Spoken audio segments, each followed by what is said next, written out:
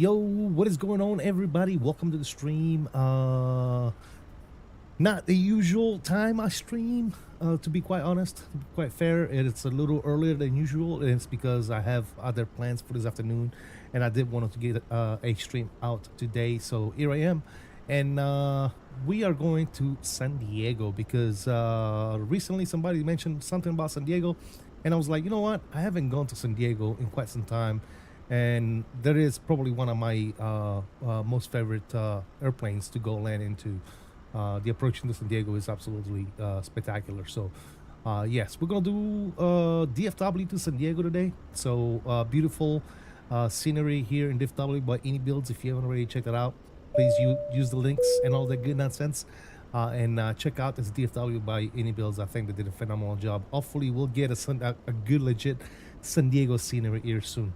Captain Wicked celebrating his membership. Thank you so much, man. I appreciate the support. Let's go ahead and put some salute emojis in the chat for you, brother. Thank you so much. Appreciate it. With the CST salutes. Thank you, Captain Wicked. Appreciate it. But yeah, so that's what we're doing. We are, as always, on VATSIM. So if you care to join us on this flight, please feel free to do so. And let's quickly welcome aboard some of the people that have already piped in the good old chat. We got Fred with the CST salutes. How you doing, Fred? Always good to see you, man. BTV is in the house. What's going on, bro? Good to see. And obviously we have Captain Wicked with his membership, man. Appreciate you. Thank you for the support, man. Really, really much appreciated. I think that's all we got for right now. Not many people in chat. Hopefully we'll get some more people trickling in here as we get our flight going. So yeah, without any further ado, let's go ahead and get started. Since there's no one else here, we're gonna go ahead and go inside the good old aircraft, up on the overhead panel. Forward traffic American 2634, pushing back facing north off Alpha 23. How am I hearing the radio and the plane is completely off? Huh, that's weird. Anyways, up on the overhead panel, we are rocking the wing flex overhead panel. So battery 1 is going to go on, battery 2 is going to go on. Emergency. External power is available. We're going to arm the emergency lights. Seat belts and signs are coming on. Logo lights and position lights are on. Crew supply, and then we'll go 1, 2, and 3 on the adheres. Good. We'll give this some lighting here. Good to go. Perfect. Yes, sir. I did realize it elapsed on me. It lapsed on you? I don't know what that means. Joining you today, it's 6 p.m. Where I live, so perfect time to do a flight. There you go, BTV. Awesome, man. Thank you for the traffic. I really do appreciate it. Why are these off? These need to be on. There you go. Now we're good. Perfect. All right, so everything there is good to go. Let's go ahead and go to our electronic flight bag here, and we start getting some stuff going here. We'll import the good old SimBrief flight plan. Timing is probably going to be 60 minutes late already. It's because I filed my flight plan a little bit earlier before the flight or before the stream, so no big deal there. We're gonna go to mass and balance. We're gonna load the aircraft with GSX. We're gonna turn off the seatbelt signs for right now, as we are gonna be getting fuel and all that good nonsense. So that's good. Perfect. Yes, sir. Oh, your membership. Okay, got you. I'm joining as well. The Neo to your left. Nice, brother. All right, so we got 2 people flying with us today. We got Neo to the left here, and not sure what BTV is, but we'll check them out, guys. If you guys want me to get your landing, please be sure to have some separation to where I can go park and then come see you guys land. Mr. Andy, what's going on, buddy? How you doing? Good to see you on streaming chat. How you doing, buddy? Hope all is well. Yes, sir. All right. I always push the wrong buttons here. There you go. Welcome, Andy. Good to see you, man. I'm gonna be on Explain though. The Fenix is causing me so many problems. Really? Huh? GLT is in the house. What's up, GLT? How you doing, buddy? Good to see you, man. Good to see you. Captain Wicked says I'll be back flying with you once my schedule is free again. Oh, sounds good, brother. Sounds good. I appreciate you. All right, let's go ahead and go to the FMC here in a page. We're gonna go ahead and request our flight plan. We are American Airlines 779 as usual with the number. Cost index is going to be 100 today, and we are cruising at 360. Good. We're going to go to IRS, align on ref, confirm. Yes. Let's go ahead and request some wins here. Perfecto mundo. Nice. All right, so that's all good there. Let's go to flight plan page. Out of DFW, we are departing. Let me take a look at my Navigraph here today. We're going out of we're shooting out 17, right? 17, right it is. And we're taking the West X2 with KSAN. West X2.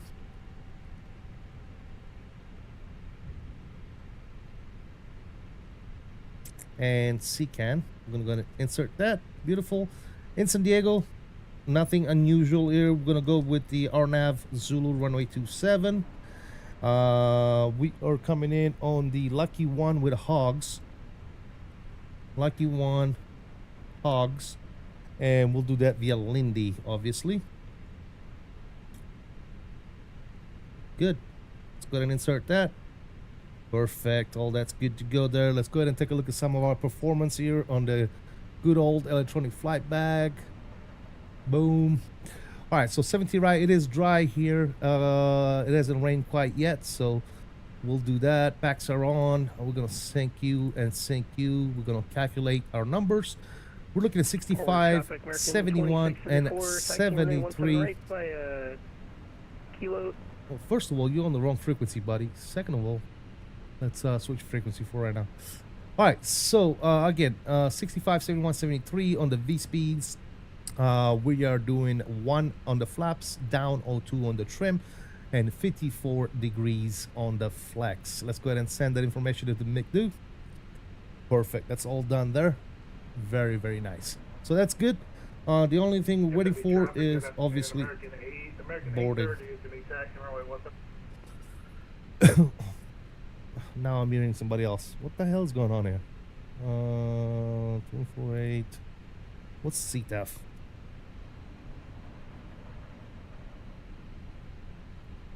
CTF is 2655. So let's go ahead and tune that in. 2655 for CTF.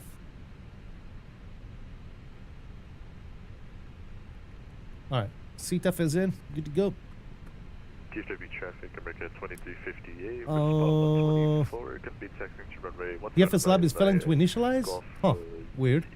Grumpy Gamer, what's up, man? How you doing, man? We also have Camor in the house. What's going on, buddy?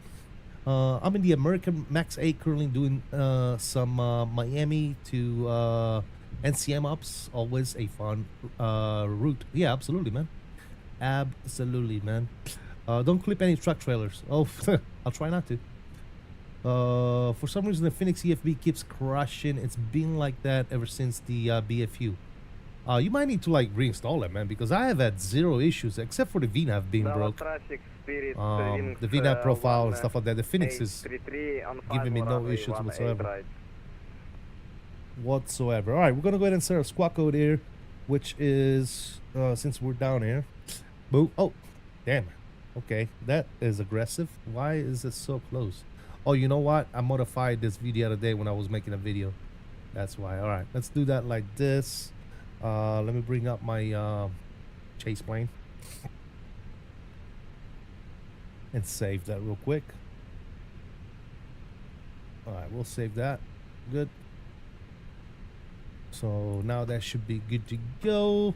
All right, so squawk is from our auto ATC message 0646. So we'll do 0646 on the squawk. That's good there. Perfect.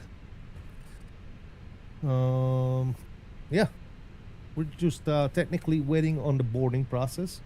So let's finish up setting up some stuff here. No, not yet. We're gonna go ahead and set our QNH to 2966. 2966 is set, and looking at our departure, the WestX 2 initial climb of 10,000 feet coming out of 17 right. So 10,000 feet initial, and then we'll go from there. Cool. We're pretty much all set up and ready to rock and roll, ladies and gentlemen. As soon as we get done with the boarding process here, we should be good to push back and get going. Let's catch up with the chat here. See if any else has said anything new. Sitting at work receiving in F-35 parts. Gotcha, brother. Nice. Didn't realize you needed GPU for half of the menus to pop up and such. On what? On the FS Lab? I'm not sure I'm following, brother.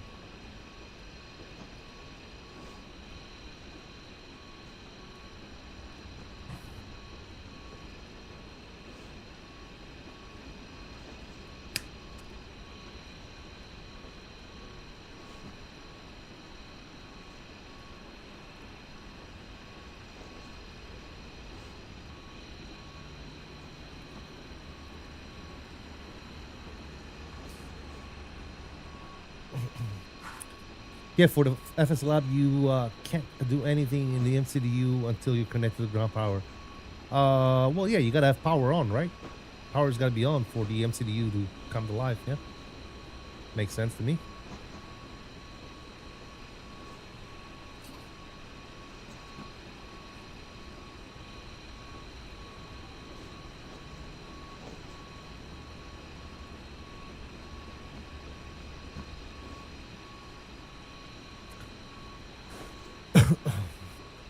battery will be enough. No, some things I'm not quite sure about the Airbus, but some things require actual power. The battery will only bring up certain things on the aircraft.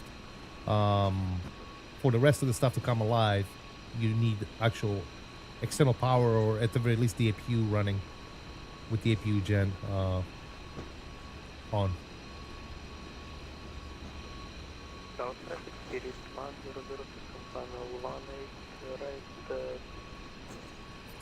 All right, so we got one to our left.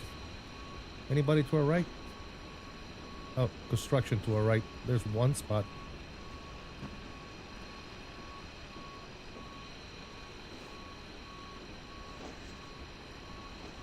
We got a Frontier over here. Looks like a Neo. Very nice. It's a little gloomy down there. Looks like there's a storm over there, but over us, it's looking okay right now. KSAN traffic, American A321 is line up for departure runway 17 right, KSAN.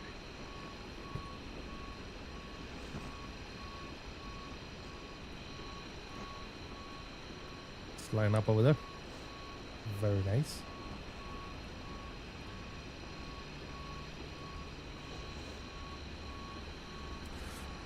All right.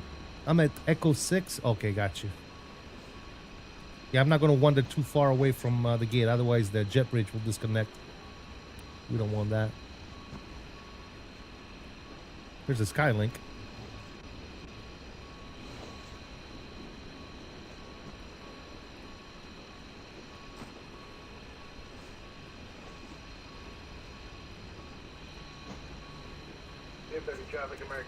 Jordan B, long time, brother. How you been, bro? Hope all is good, Jordan. Well, what's up with the starters I'm getting, bro? Like ever since 𝕚𝕚 𝕂𝕚, I've been getting like this crazy starters every once in a while. Dallas traffic, Spirit Wings 1833, vacated runway 18 right.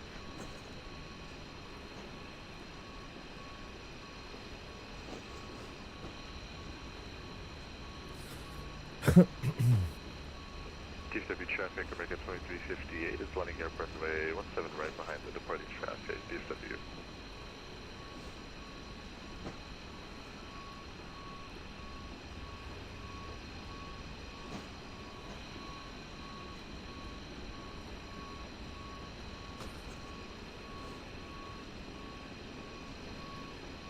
Sir, all right, still fueling, obviously.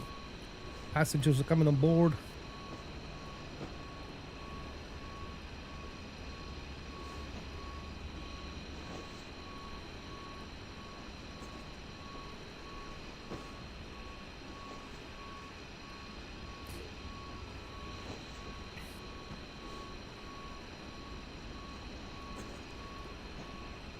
Let's do our usual poll as a reminder.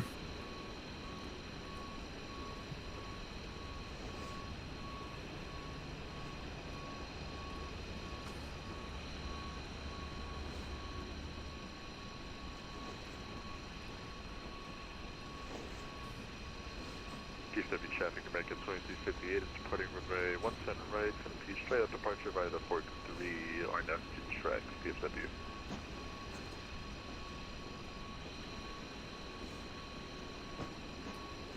And there you go.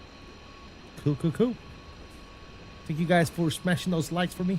Appreciate you. If you haven't already done so, please make sure you do.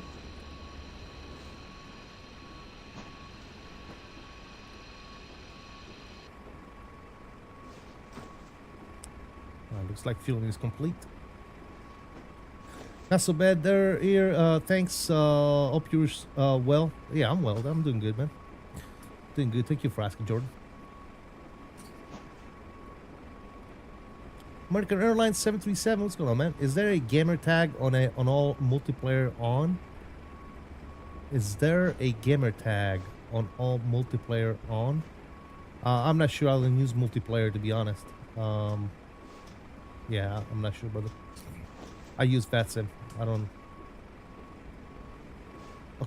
I've occasionally used multiplayer in the past for like group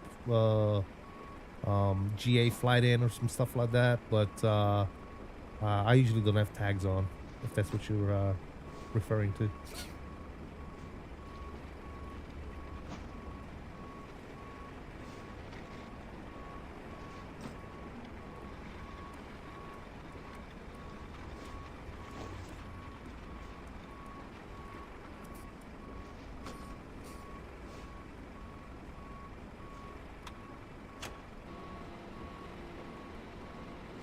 All right, fueling is done. I'm gonna get it, turn the seatbelt signs on, and I'm gonna get that APU fired up as well. APU is coming on.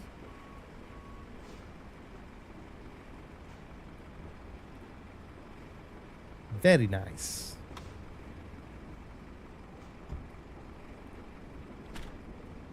Jay Foot, what's up, buddy? Hope all is well. That fuel truck just drove right through the plane. Good job. DFW traffic American 2358, clear runway 17 right, climbing 2,500 DFW. APU is coming online. And looks like we are done with the good old boarding. We're gonna go ahead and dismiss that. We are gonna go to our mass and balance page, and we're gonna send that good information to 𝕂𝕚, initialize all the weights. It's all good there. Perfect. Let's go ahead and clear some of these messages.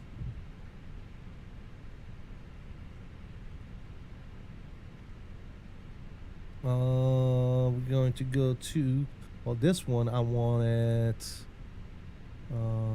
Let's put it there. Good.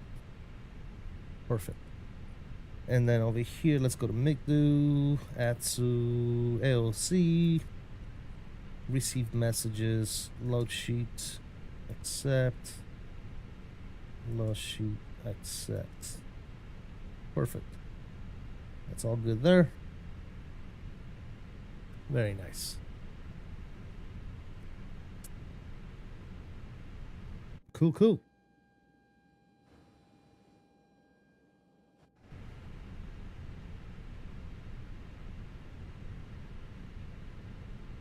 DFW traffic, American 2358. If you bleed is coming on, we're gonna go ahead and squawk more Charlie and request pushback Right and departure. now departing to the east. Final call, DFW.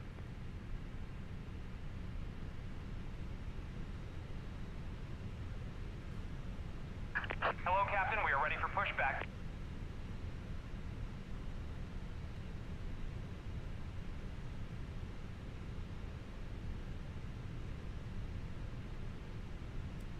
Forward traffic, American 779 will be pushing back Charlie 36, facing east.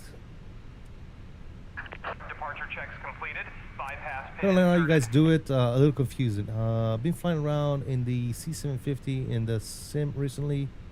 Tried my hand in the USA, but man, much different to Europe. SIDS and stars. Never seen to marry up with sim brief flight plan. I have no issues, to be quite honest. All right, fuel pumps are coming on.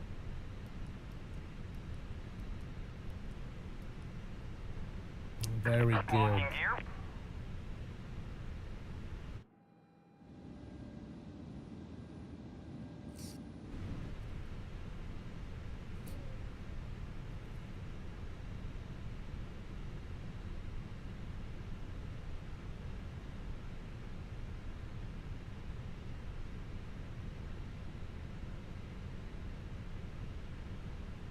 We're gonna be taxiing. What is it? Echo Lima, Kilo Echo Foxtrot. Let's go nose to the right. Release parking brakes, please. Parking brake is released. Commencing push. All Ignition engines switch clear, is going start to at will. on.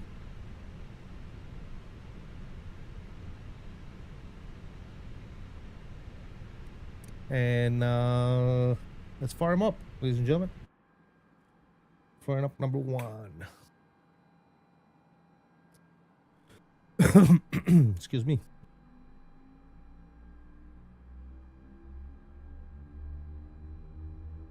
I find US SIDS stars so much more straightforward than Europe. Used to them though, yeah. Europe has got some crazy SIDS and stars, dude. Like all that turning and Yeah, I don't know. Ladies and gentlemen, welcome aboard our Airbus A321. Please pay attention to illuminated signs and crew instructions, including the following safety procedures.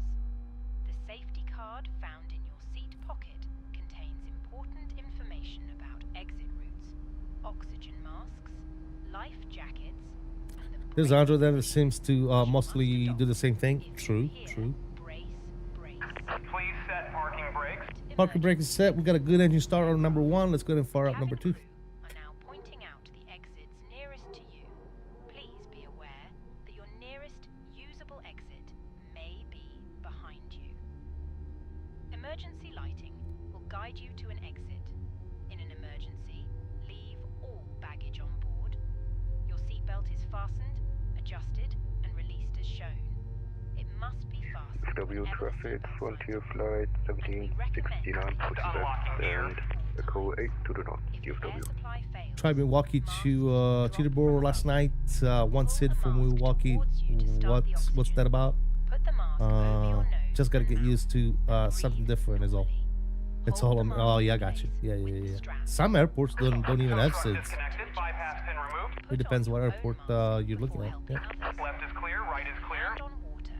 Take a life jacket from under your seat. Remove from the pouch and put it over your head. Pass the tapes around your waist. Pull the Sounds strap like we have 2 good engine starts, and indeed we do. Ignition switch is going back to normal. AP bleed is off. AP was off. Let's go ahead and get some flaps down here. Flaps down, numero 1. into this tube. Deploy the speed brakes. Make sure they're operational. Good to go. Which they are. Back down and armed. Good, good, good. Perfect. Max RTO on the brakes. Also, always forget. I want to start that up. And let's do a flight control check here. Make sure everything is free and clear. And our trim is going to be down 02. Down 02 on the trim. That's set. Beautiful. Very nice.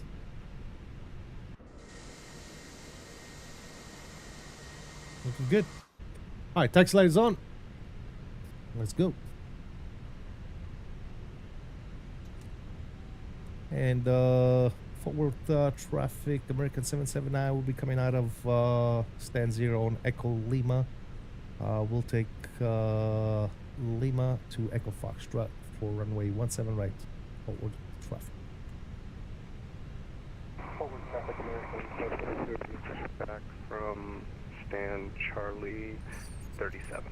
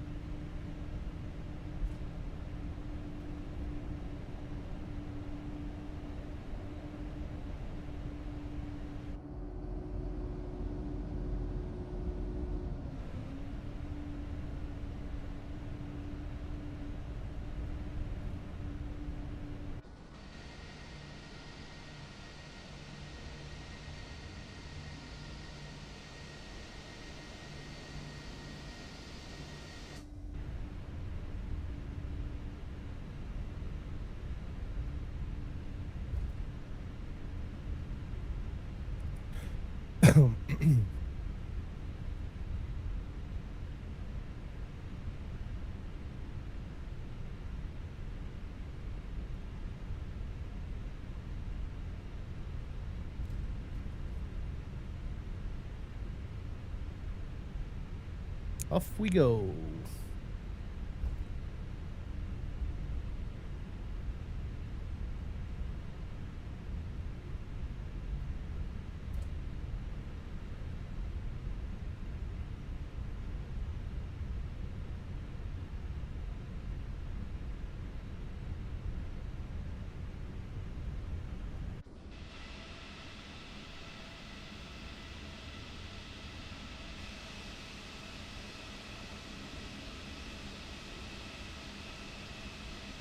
forward, traffic, frontier flight 1769, gonna taxi Lima, Echo Foxtrot, for 17 right, forward traffic.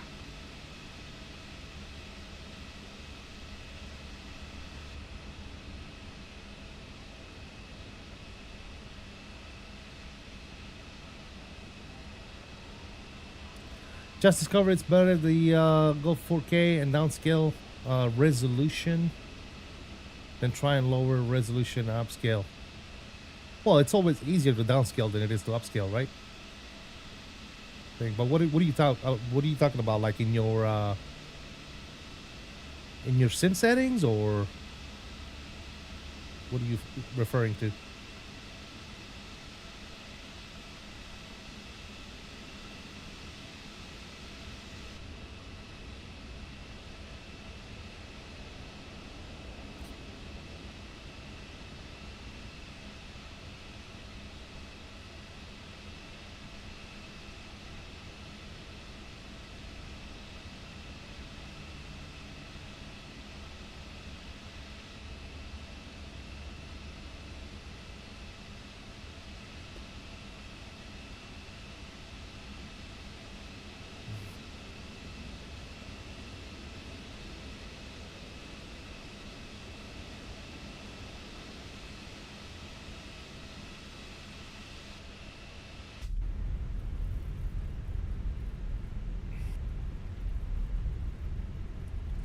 The sim I always ran 1440 with small upscale. Now I run 4K with a downscale, so technically the same resolution, but it looks sharper and cleaner. Yeah, downscaling. Downscaling. It's a little easier on the software, right? To downscale. All right, takeoff config is all green, no blues. Pretty much ready to rock and roll, guys. You guys ready to go? Let's go auto on you. We turn all those lights on. Good, good, good. Ding the cabin. Should I know? Perfect. How's your copy coming, CST? It's coming good, man. We're gonna be doing some more work on it here in the next few days. Sim Pilot, Honors Sim Pilot, what's going on, man? Have a good flight. Thank you. Appreciate you. And forward traffic, American 779 will be not departing 17 right forward. All right, lights are on, chrono are on, control cam is coming on, sounds are up. You guys are ready. Aircraft is ready, except for the wind shear system is not on. So let me go ahead and get that on real quick. Boom. Perfect. We're ready to rock and roll, guys. Let's go. Let's get out of here. Let's get out of here. On the roll.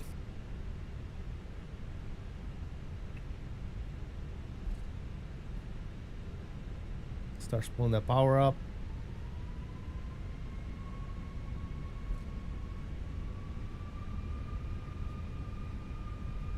And let me see those togas. Medflex 54 SRS runway auto thrust is blue, airspeed is alive.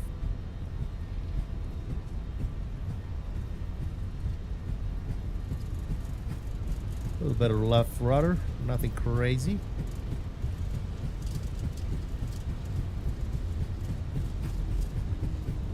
We're neutral.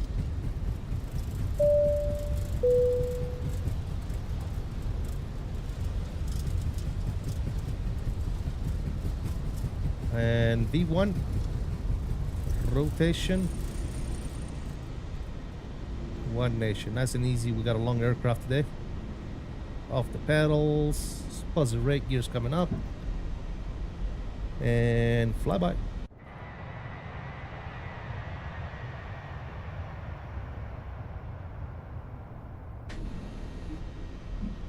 All right, nose down for speed here.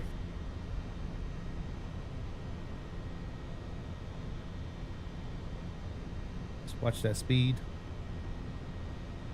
Lowers the climb. Ooh, that D rate.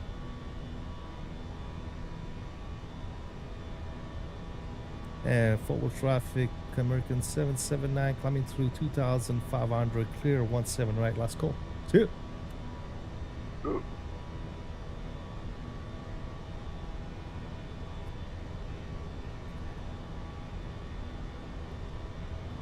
Alright, nose lights are off. Disarm the ground spoilers. Let's pick up that speed.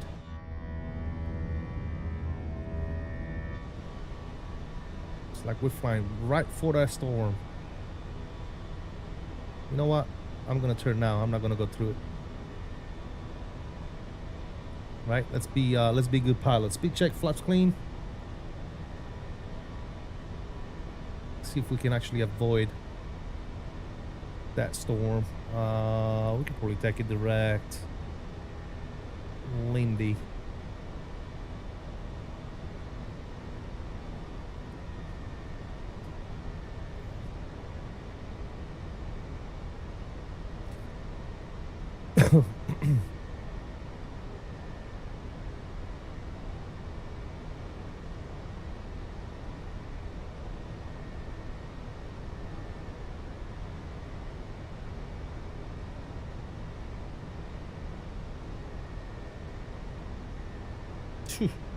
We're about to fly right into that, guys.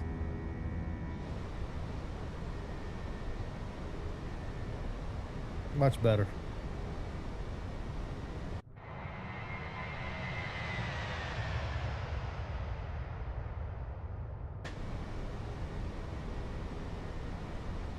Look at that gnarly ass storm right there. Smoking is not permitted at any time. This includes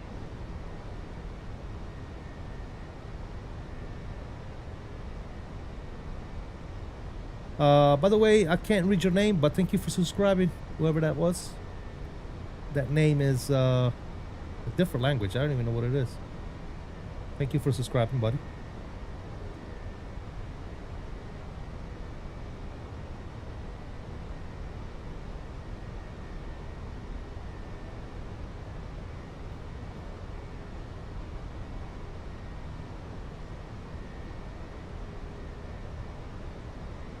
All right, climbing through 6,500 feet. Pretty straightforward here. Autopilot's coming on. We're gonna bug up our cruise altitude of 360, and we're gonna bring you guys back in. Sounds are coming down just a smidge. Yes, sir. I think we made the right call by not flying through that storm, fellas. What do you guys think?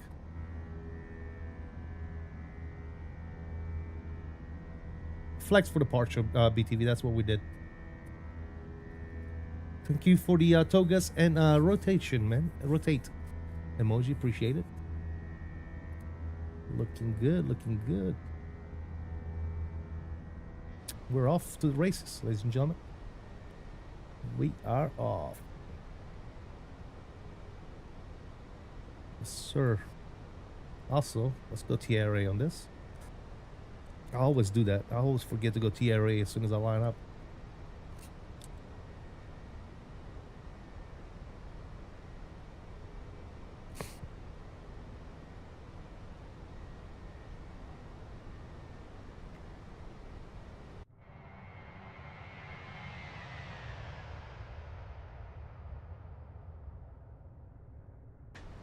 Very nice.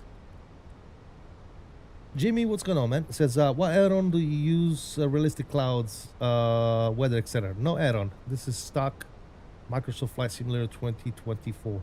It's absolutely there's no add-on, third-party add-on out there that makes the weather better than it already is, or the clouds. So don't be fooled by programs. It already looks good. The weather is good to go. No need for any mods or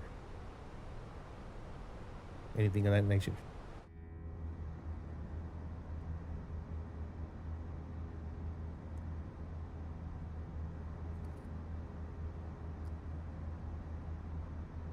Sir. Climbing through 11,000 feet here. Let's go ahead and get our seatbelt, our landing lights off. And we'll keep the seat belts on for right now. Looks like we're still going to be going through some turbulence here.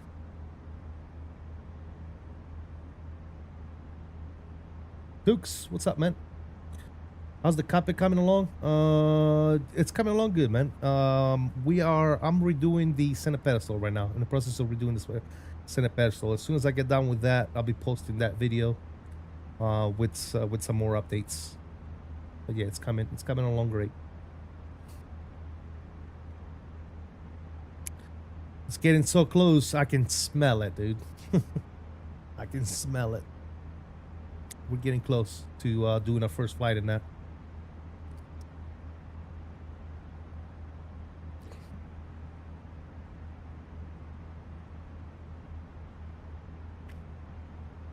Yeah, there's that turbulence flying through the clouds here.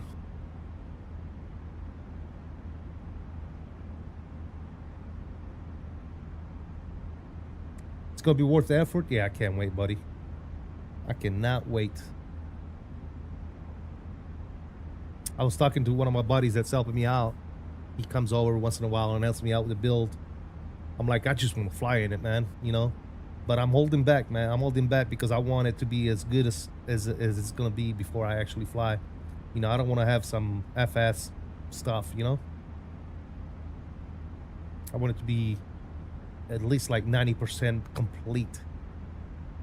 You know, if I got to do some refining here and there, that's great.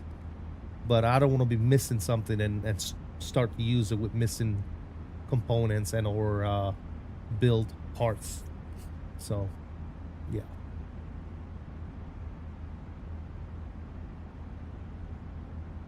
I'm the same way. It makes it so much sweeter. Yes, sir. You know it. You know it.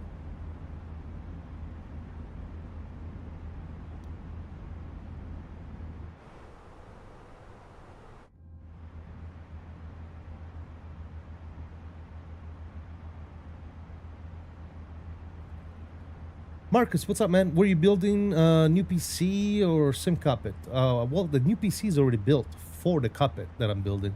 There's a playlist on my channel.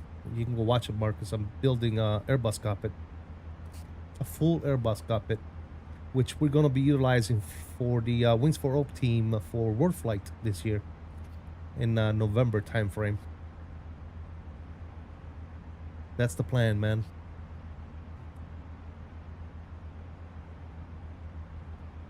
Yeah, I already have a monster PC that I built for that reason, for that cockpit. So, the PC is ready. PC is ready to rock and roll, man.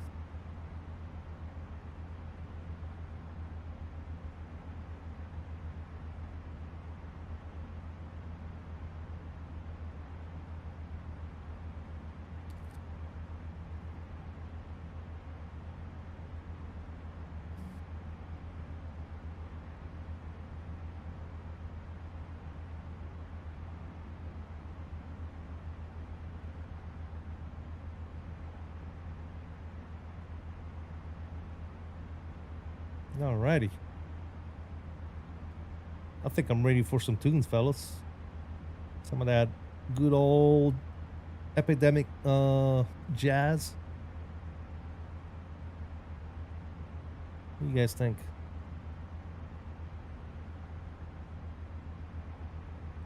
Get some jazz going in the background.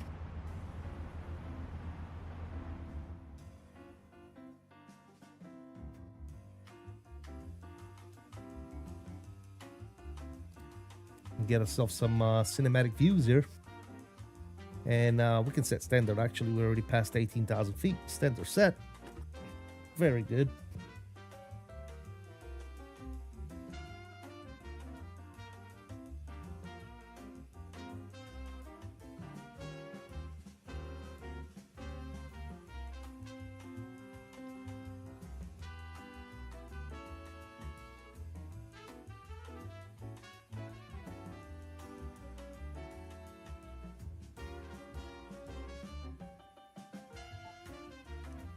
Thank you to the guys that are flying with me, man. Fred and I think BTV said he was flying with us. Appreciate you guys for the traffic. Thank you so much. As of right now, we have no ATC until we get to LA. And then we got centers on right now.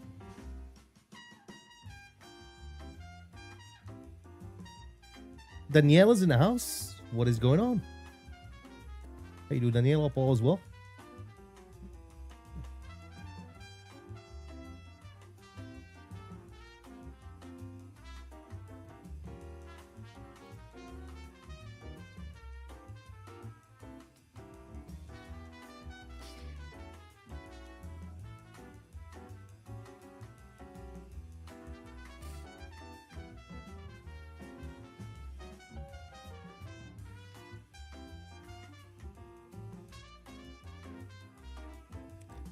Did you see the MD-82 has been brought back from the dead? By who?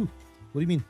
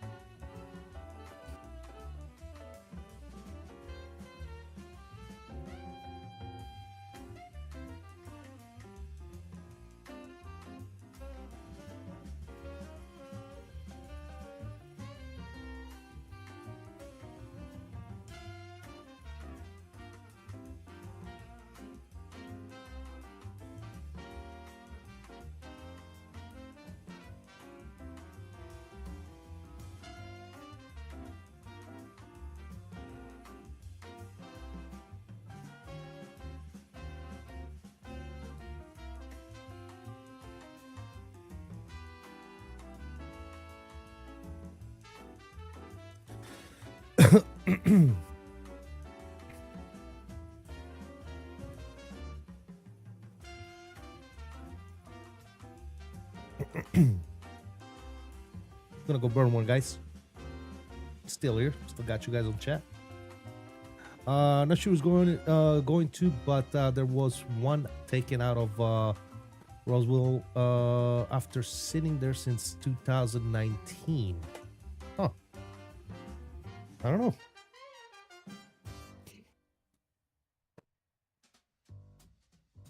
I'm not sure, buddy. I gotta look into it.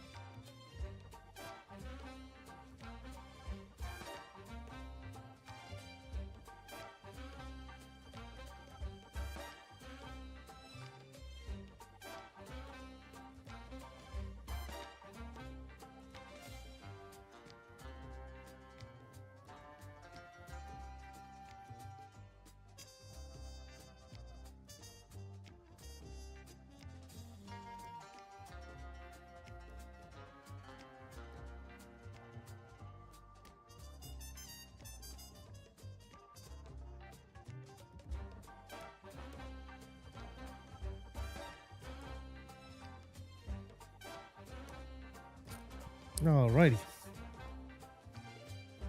Yeah, I didn't hear nothing about the MD, man. I didn't see that.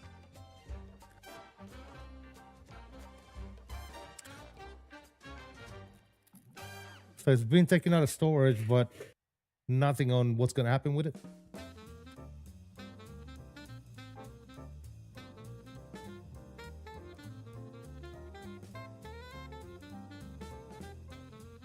flew from Roswell to Miami. Maybe they're restoring it, fixing it up.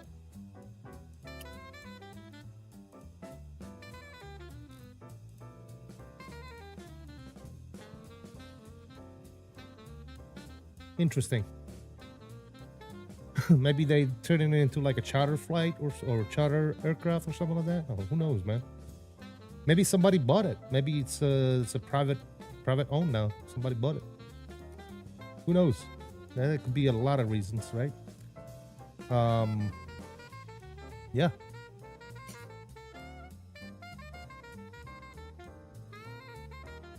I know that some in some areas it's still being utilized as a cargo aircraft too. I think South Africa uses them as cargo, I believe.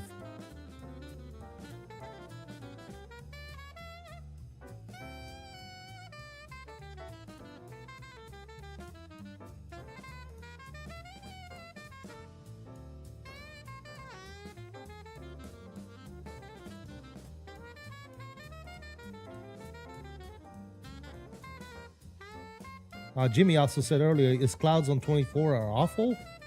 Make sure you set them to ultra, man. That's all I do, man. I have my cloud set to ultra. Yes, I know that, Marcus. Yeah, some places use this as a passenger as well. Yeah.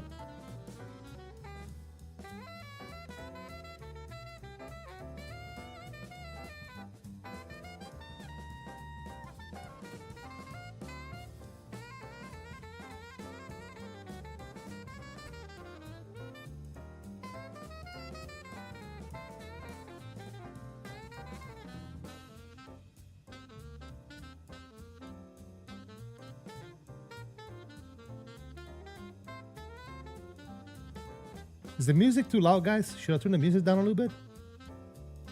Let me know if the music is too loud.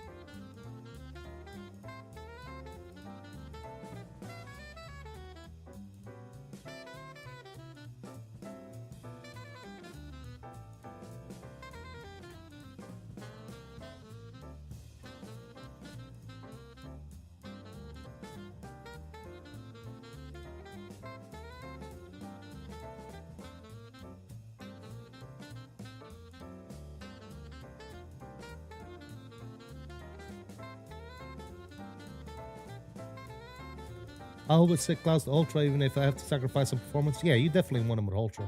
The least I will go on the clouds is high, if I had to. But ultra is what you want, for sure.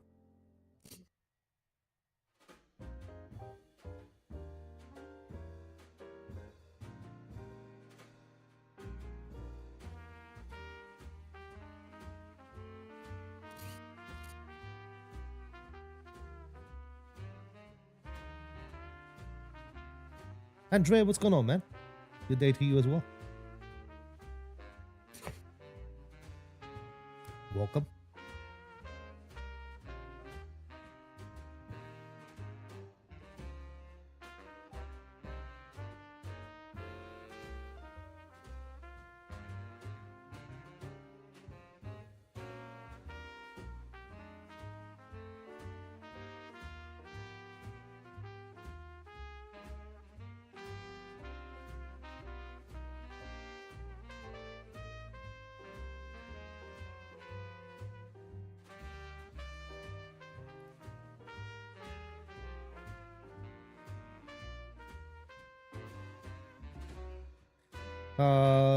Says the crazy thing is even 57 still can't use high texture resolution at busy airports without running into VRAM issues.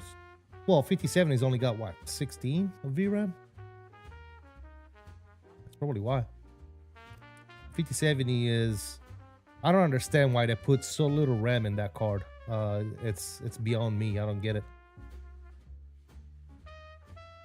Yeah, 16 on the VRAM is very low, man. Extremely low. That's Nvidia is robbing people like that, dude. I mean, you figure your 5070 has 16 gigabytes of VRAM. My 4090 has 24. You know, so they sell you on the number, right? They'll tell, oh, the 5070, you figure the 5070 is better than a 4090, but it's not.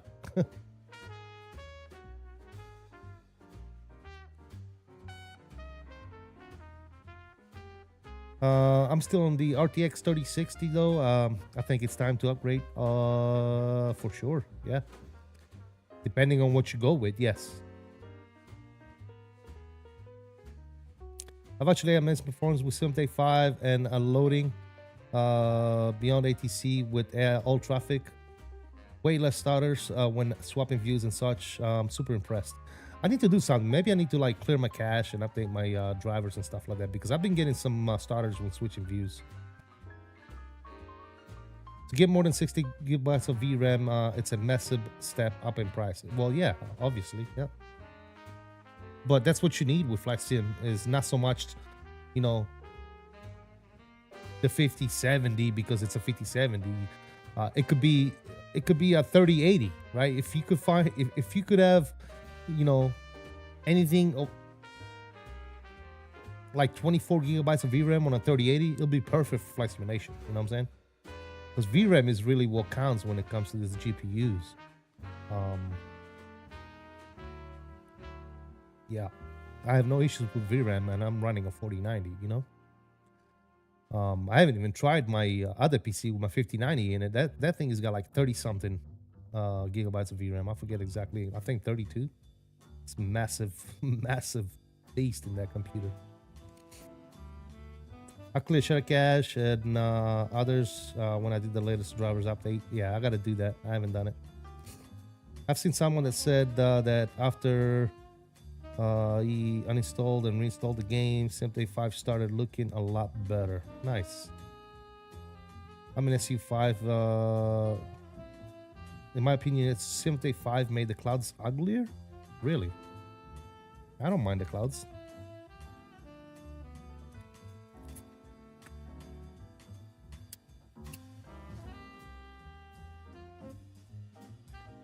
Yeah, I don't mind the clouds one bit, actually. I think they look really good.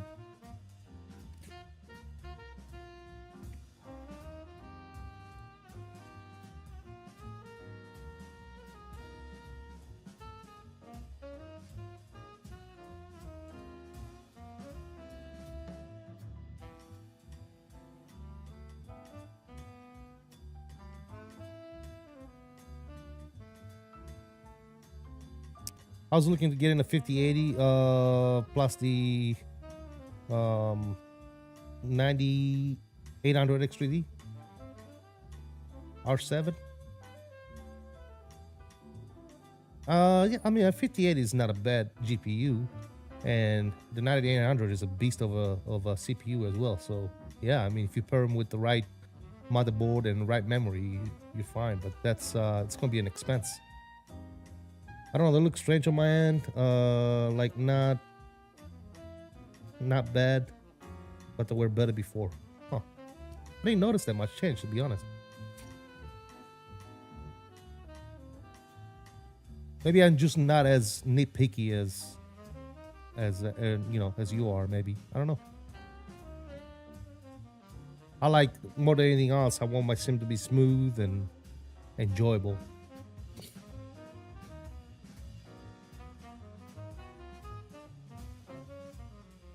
'58 isn't worth it in my opinion, because still has 16. No, the 5080 has 18, I think. 18 gigabytes of VRAM. And I think honestly with Flight Simulator, with Microsoft Flight Sim, 18 is it's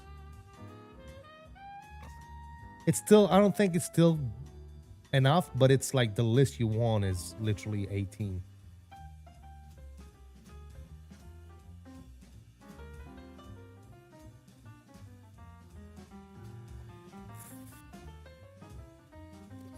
Yeah, I think either they make two versions of the 5080, but I know for sure that the 5080 has at least 18 gigabytes of VRAM, because Kyle has a 5080 and he's got 18 gigabytes of VRAM.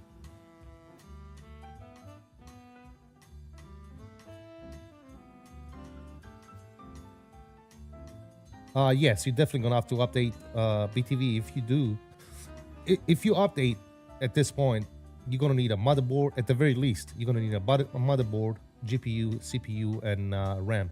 Absolutely.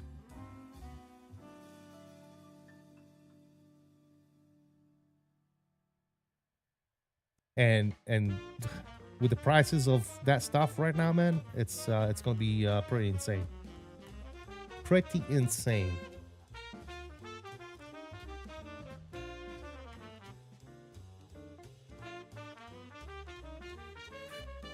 Marcus, I guarantee you the 5080, if you buy the right one, it's got 18 gigabytes of VRAM, man. I know it for sure.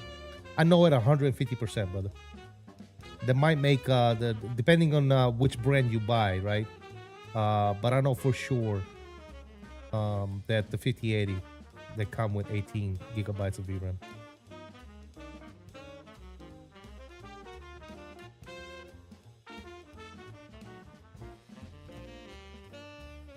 You just gotta buy the right one.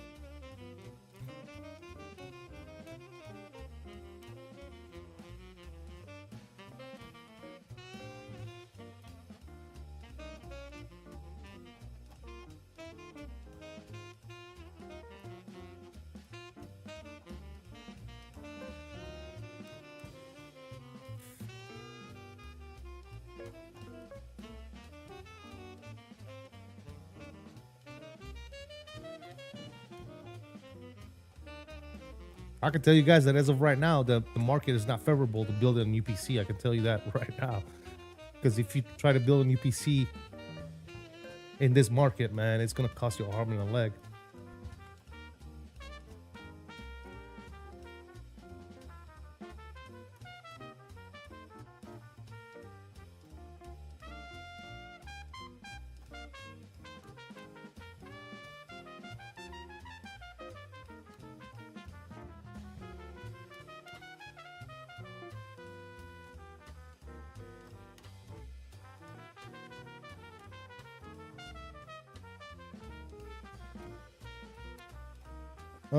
Money thankfully won't be the problem, but damn, really don't want to spend €400 on 32 gigabytes of RAM.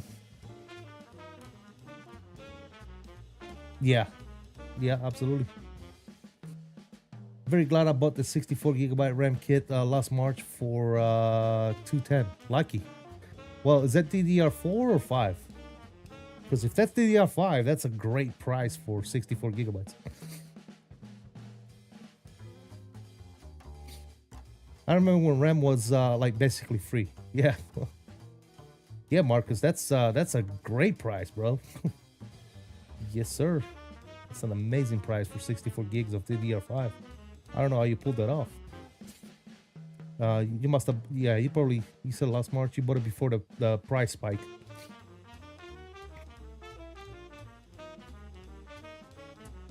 Guys, I got the camera off because I'm gonna go ahead and eat my lunch. But I'm still here.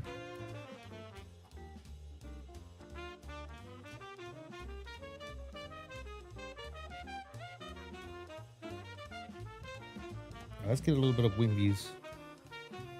Let's get some wing views here.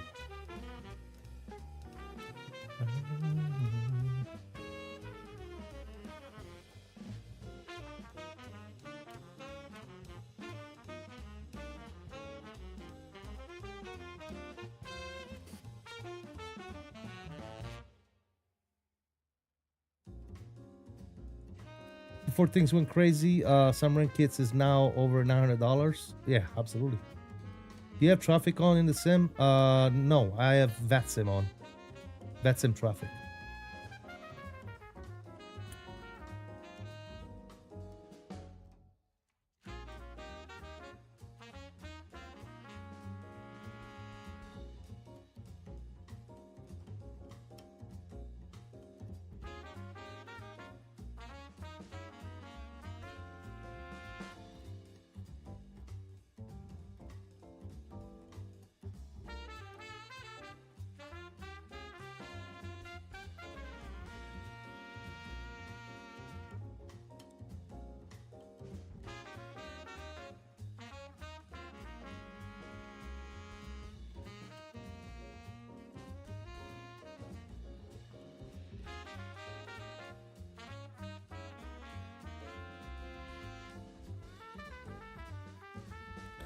Does the San Diego scenery in Microsoft have the new terminal? No, not the one I'm using. No, BTV. Hey, CFI, what's up, man? Been looking for you, man, to do some Phasmophobia, but you haven't been around. Either that or some that other game we're talking about. What's it called? I forget. That the SWAT game.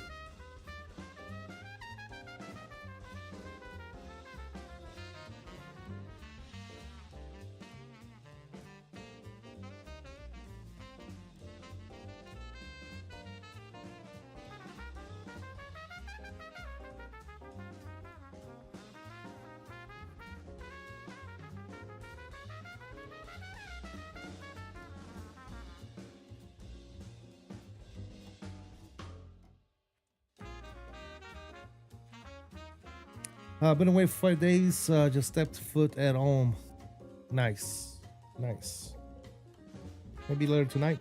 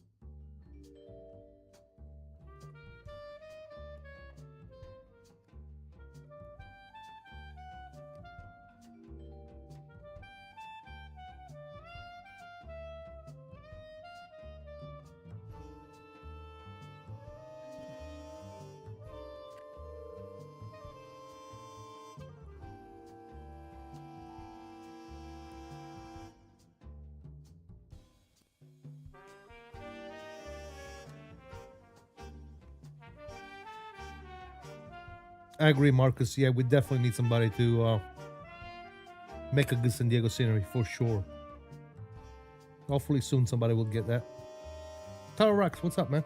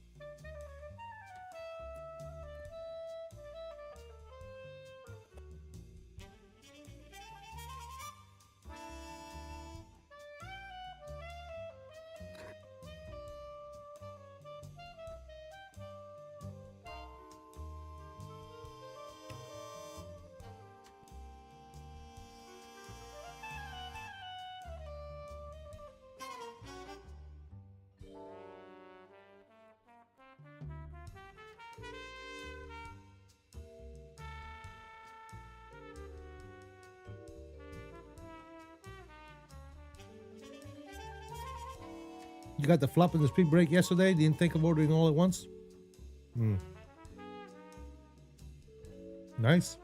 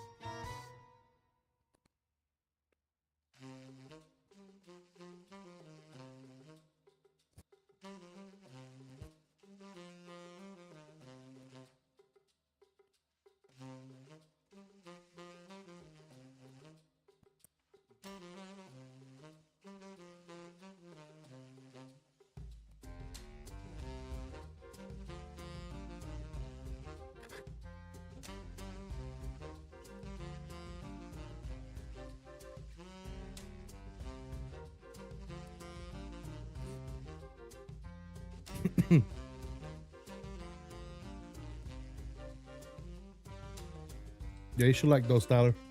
It's a really good set.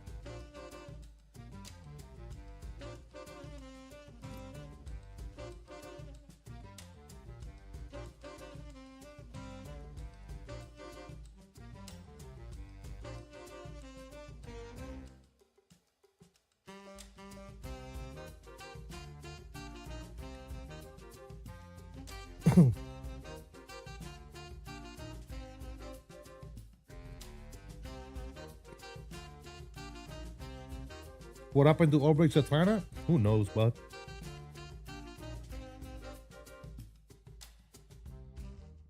I think somebody was saying they announced that it was delayed.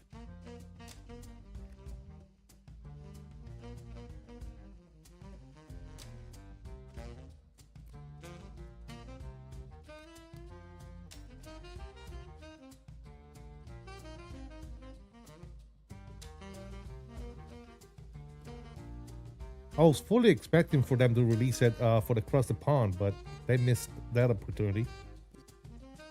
Because if you release something when there's a major event like that, you know you're going to get your money worth. That would have been the smart thing to do, but they missed that mark.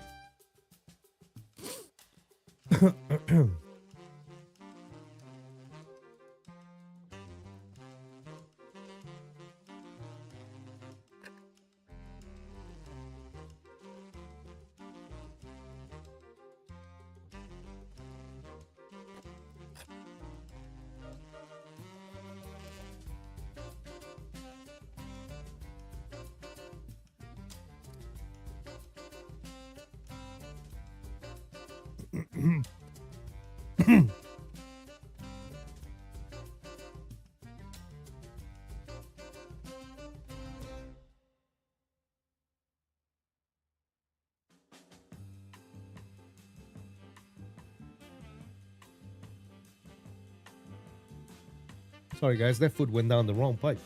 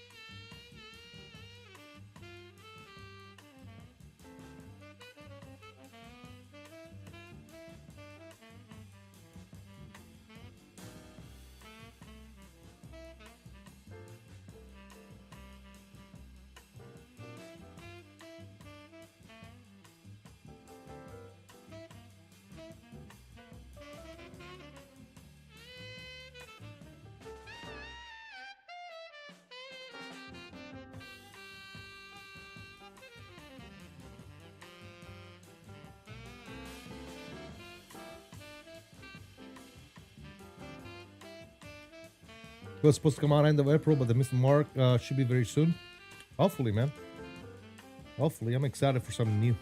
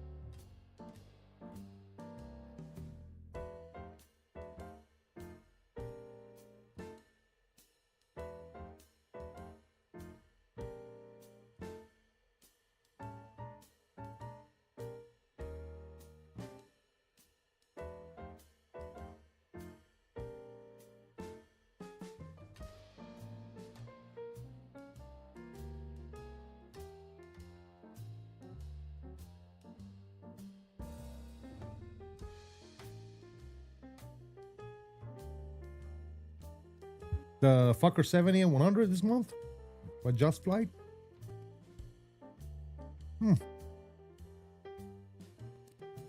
I mean, it's a cool plane, don't get me wrong.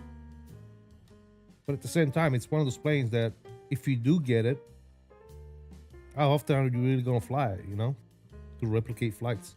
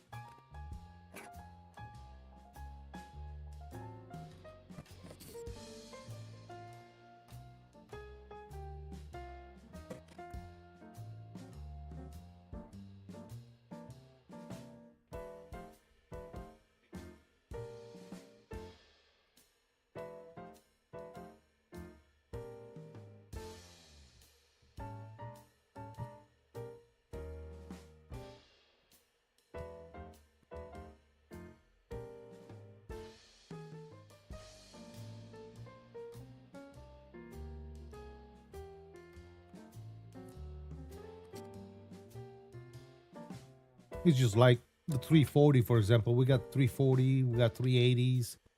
But how often do we fly those planes, right?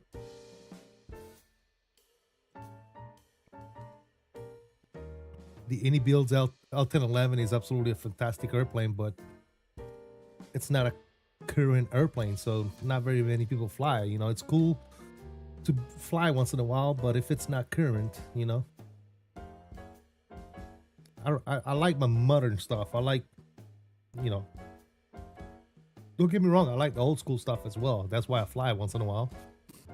Like the 727 and the L1011. But, you know, it's not one of those planes that you fly all the time, you know? Not the new planes aren't great, but I've already got more than I have time to fly. Yeah, exactly. Yeah, you know, I'm looking forward, like, instead of like the Fokker 70 and 100, I'm looking more forward towards the update for the iFly Max, right? Maybe a Max 9 coming out in the future. I'm looking forward to the A220 by Synaptic. I'm looking forward to the Bluebird 757, and eventually, hopefully, not too far apart, the 7.6 and the 7.8 that they're supposed to be developing. You know, that's the type of stuff I'm excited about. Stuff that's still current. They're still flying in today's, you know, world of aviation, right? The old school stuff is cool, you know, to take a look at and fly once in a while, but I want planes that I can operate on a daily basis, you know? Yeah, me too, Marcus. Yeah, I'm definitely excited about that one as well. That one is going to be so damn cool, man. It's going to open up all those, all kinds of different routes, right?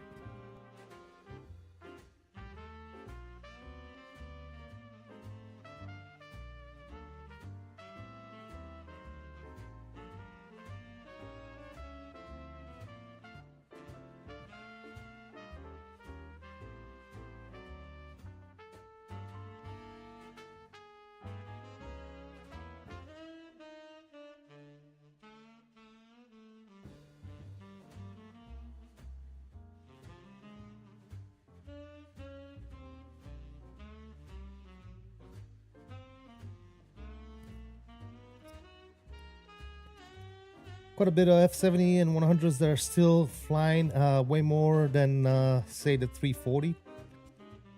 Yeah, but where? Fred says, yeah, the 220, 75, 76, 78. All looking forward to those. Exactly. Yeah, same here, man. Most of them are in Australia. but there are some scattered in the other countries too. Yeah, but those are very few and far in between, you know?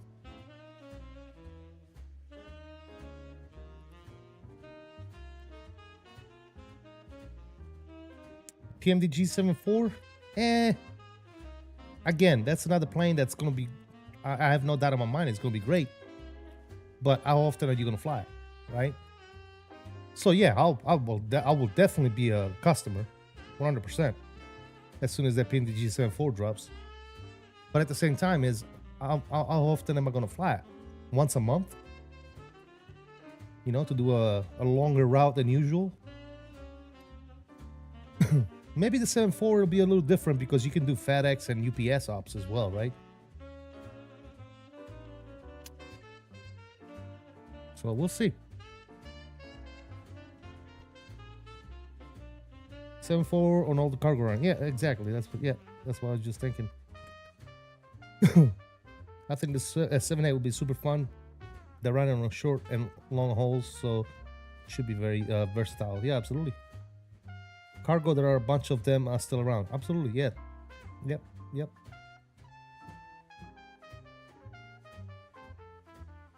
Exactly, yeah, the MD-11. and I really like that plane too, you know, but I don't fly it very often.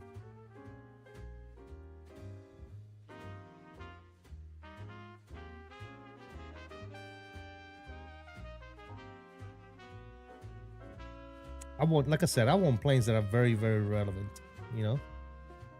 Like, I wish the Flight Sim Studio would finish up the E-Jets and get them all up and running the proper way, because those are very relevant. So E-Jets, the ERJs, the 145 would be cool. Still a relevant plane. I mean, it's facing out, but it's still a cool little plane.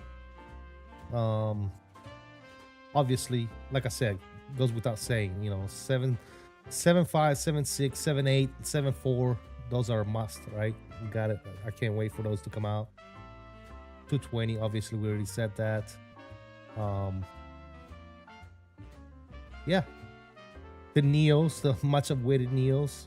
I don't care at this point who does them, but somebody needs to bring some Neos to the sim. You know? Some good Neos.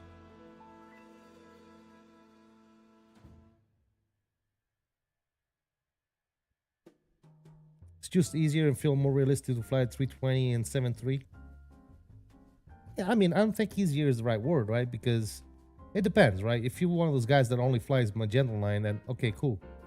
But, you know, I've flown, you know, different planes with different systems, and they're all enjoyable. My thing is current, right? Because we always try to replicate like real world ops. You know, sure, sometimes you might be able to do some historical flights and stuff like that, but that's not the main focus, right? The main focus is what's flying right now, right? We go to get our routes, and we go to Flight Radar 24 or Flight Aware, right? And it's all current stuff. You go look in the skies right now, you know, you ain't gonna find no L1011 flying around. You're not gonna find any 727s flying around. Maybe one. Right? It's MD-80s. Good luck. Right? So yeah. The Flyboy Neo has come a long way since it flew last. It's really good now, to be honest. Yeah, but I think it's still lacking RNAV capability, right?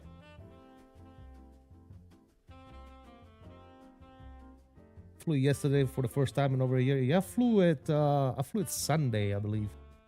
Or Saturday, actually. I'm sorry. I think I flew it Saturday. And yes, it's good, don't get me wrong, but I haven't tried it, but I think it still lacks RNAV capability.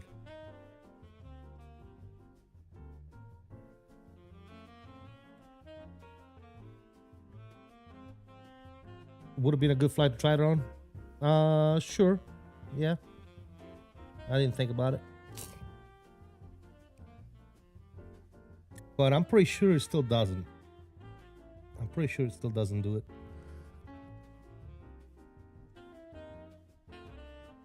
Which I don't get it. How the hell is it still not done, right? I mean, that plane has been a thing for since the early start of 2020, you know? that fly-by-wire has been out. So it's been a long time, dude.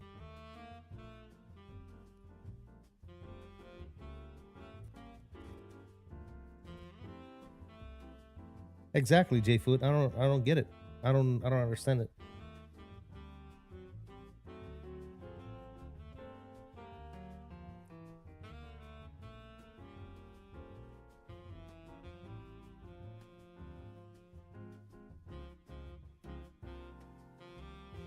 Because I believe that plane is really, really good. The fly-by-wire 320 is really good. If they could just put the RNAV capability in that plane, it'd be done. It'd be good. It'd be good to go. But for some reason, still not. Yeah, that's another thing. The MCDU is still not independent from each other. I don't understand why that's still a thing in that plane. They've had so much time to get that done, right? But it's not one of those developers that you can go and complain about because it's free, right? Now, if they were charging for that plane, you know, it'd be a different story. You'd be like, hey, man, what the hell?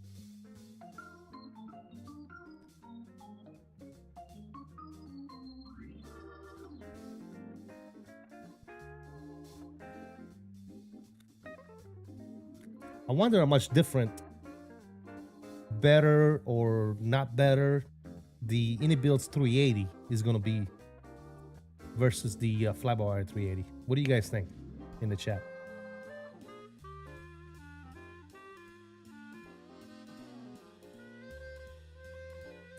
I think the NCDU is a Microsoft shortcoming. That's impossible, Fred, because every other plane we have in Microsoft has a separate NCDU. So why would it be a SIM shortcoming? It's a developer shortcoming. It's not a SIM shortcoming.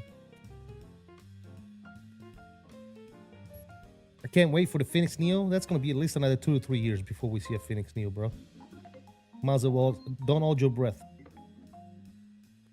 Don't you guys hold your breath, man. It's going to be at least another 2 years at the very minimum before we even see any hint of Fenix Neo.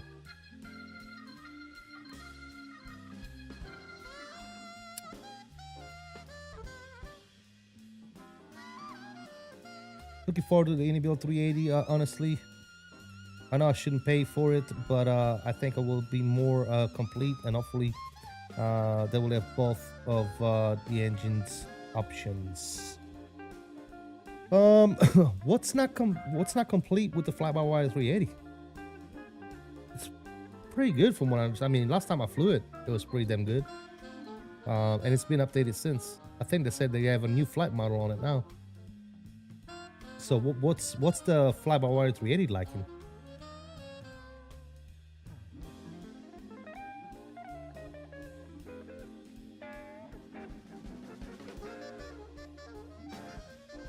I mean, the model from the base 320.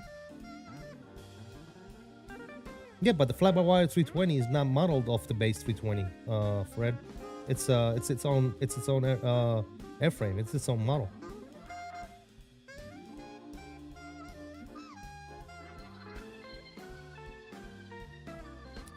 I think the 𝕝𝕚𝕚 380 will be better, but I'm concerned about the performance. I tell you what, 𝕝𝕚𝕚 is getting better and better with each and every release when it comes to performance. So hopefully that won't be the case. Then again, the fly-by-wire A380 has a pro performance, so it might be a better option performance-wise. Yeah, we'll see, man. Yeah, I'm excited to check them out. Yeah, see the difference. I'm out of the loop then. Yeah. It's not based. It's not a 𝕎𝕚 320. It's the fly-by-wire. It's got its own model.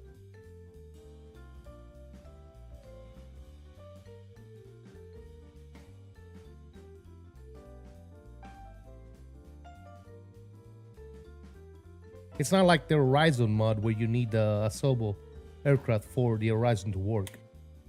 You know what I'm saying? The fly-by-wire 320 Neo is independent of a 𝕎𝕚.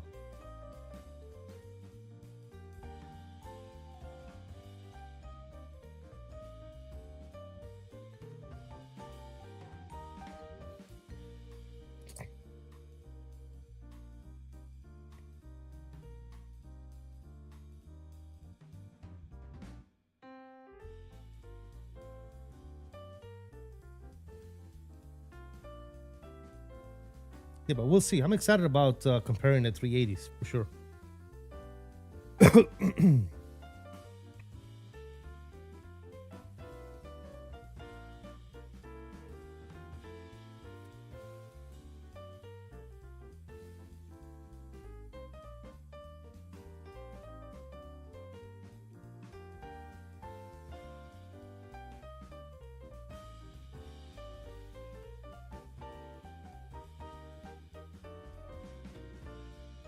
I know they're saying over 20% performance boost with the native 380 from fly-by-wire. Native for 2024. I keep sending before finishing my thoughts. I got you. Is it native though? Or they're working on a native version? Albuquerque Center's online? All right, we'll give them a shot.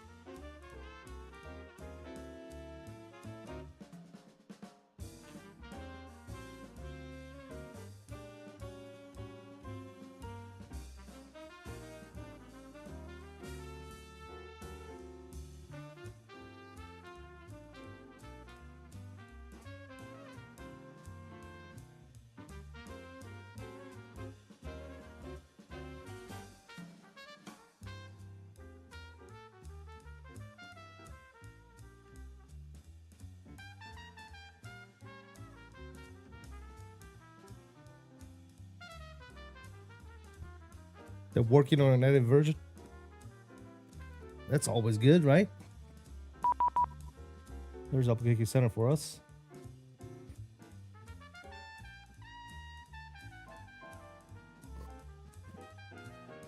And Albuquerque Center, American 779, flight level 360, checking in.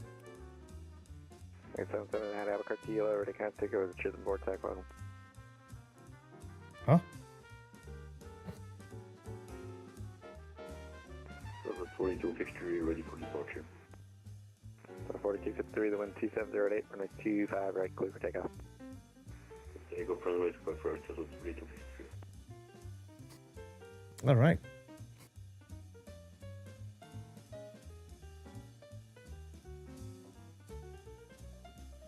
Controller didn't know her. Good afternoon, Albuquerque, the Delta 86 at Tuscan. Can we get a PDC, please, or a voicemail? He's pretty happy.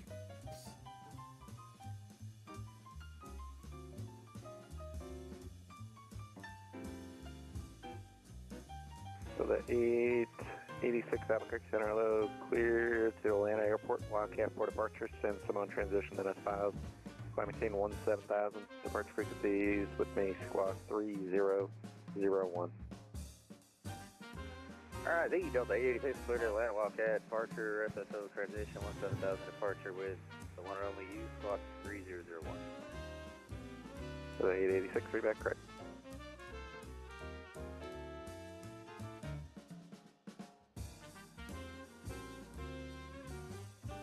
So no good day, Frontier flight 1769 level 380. 1769 Albuquerque Center, hello, ready contact 26 miles east, the Carlsbad Vortex local.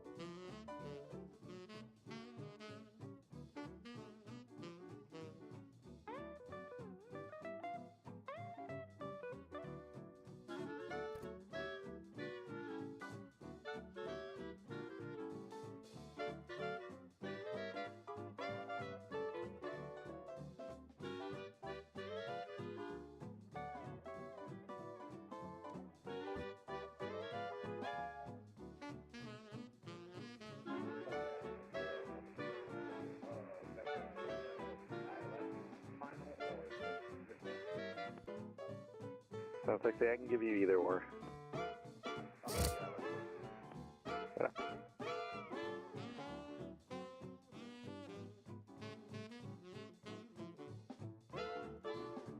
4253, ready to contact, climb maintain, flight level 320.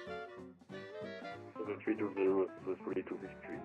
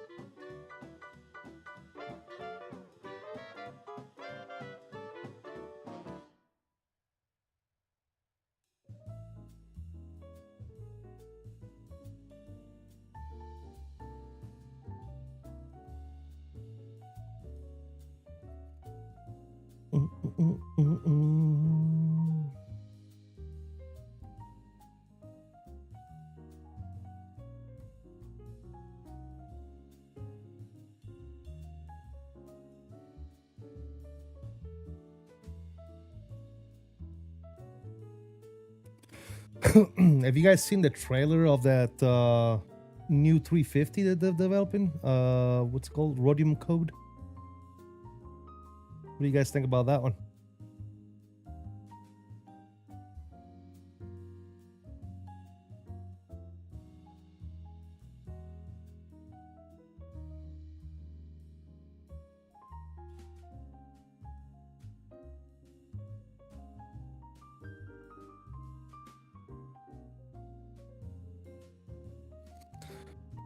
Looks years out. I mean, my opinion is, why, as a new developer coming into the Microsoft Flight Sim community, right? Why would you come in with a plane that's already out?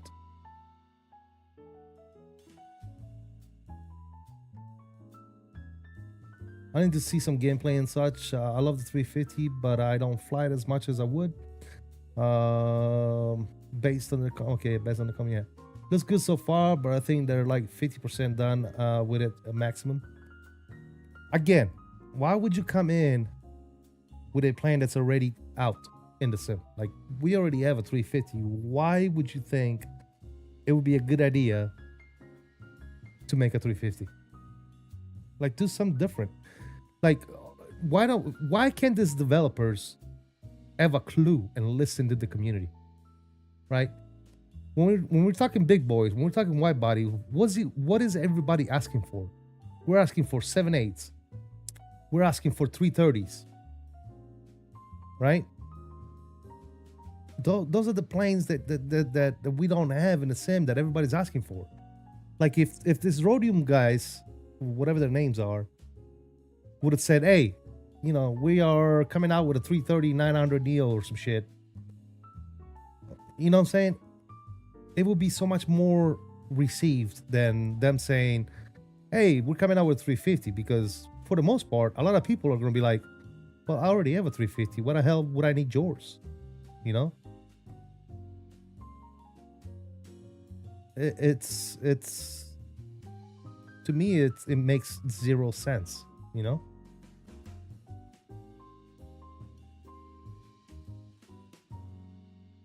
The 350 needs the inbuilt 350 needs competition. So many features are still buggy. I've flown it a bunch, man. And to me, as an average consumer, right? I'm not claiming to be like the real deal, you know. I know everything about everything, but as far as my needs, the inbuilt 350 is more than capable of doing anything I want. I will ever do with that plane. So, as far as I'm concerned, another 350 is unnecessary. But yeah, I just don't understand it, dude. It's like, it's stupid. It's like everybody knows that PMDG is going to be releasing a 7.4. You know, what would you guys say if somebody will come out today and say, hey, by the end of the year we're releasing a 7.4? It's like, we already got PMDG working on the 7.4. Why don't you focus on something that we don't have? You know what I'm saying? It's just, I don't know, man. It just if I was a developer, right, I would look at stuff like that. It's like, why develop a plane that it's already out when I see the community day in day out screaming for 330s and 7.6s and 7.8s and, you know, all those planes that we don't have, right? It's I will never understand it.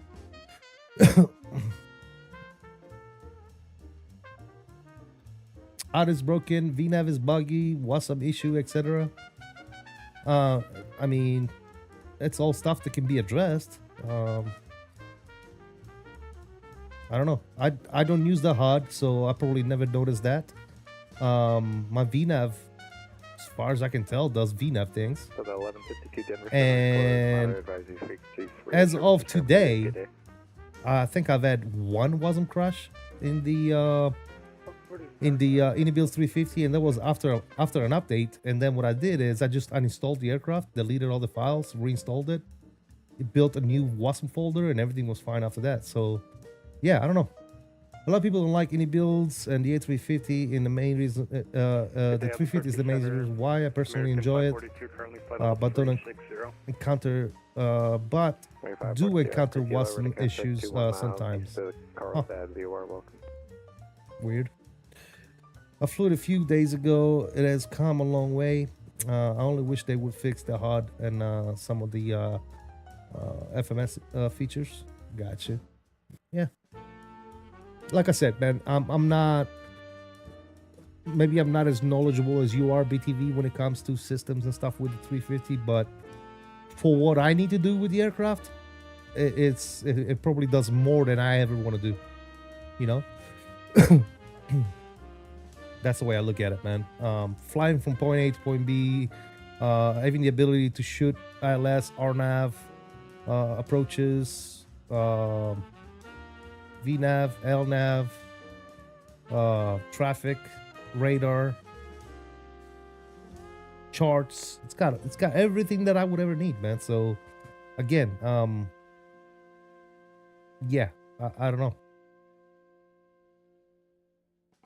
At least it's not on a 320, yeah.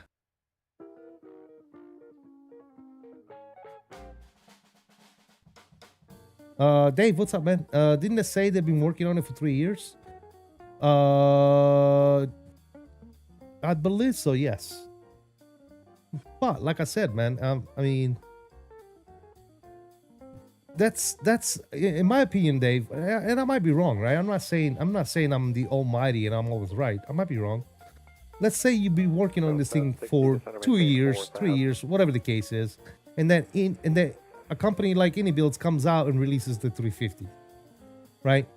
And to my knowledge and my experience, that it's a very decent aircraft, right? I enjoy flying it. It does everything I need it to do. I don't have any issues with WASM crashes like a lot of other people are, so I consider myself lucky, I guess. But if I was Rhodium and I was developing this aircraft for 2-3 years, I would probably cut my losses and start developing on something different that we don't have in the sim, right?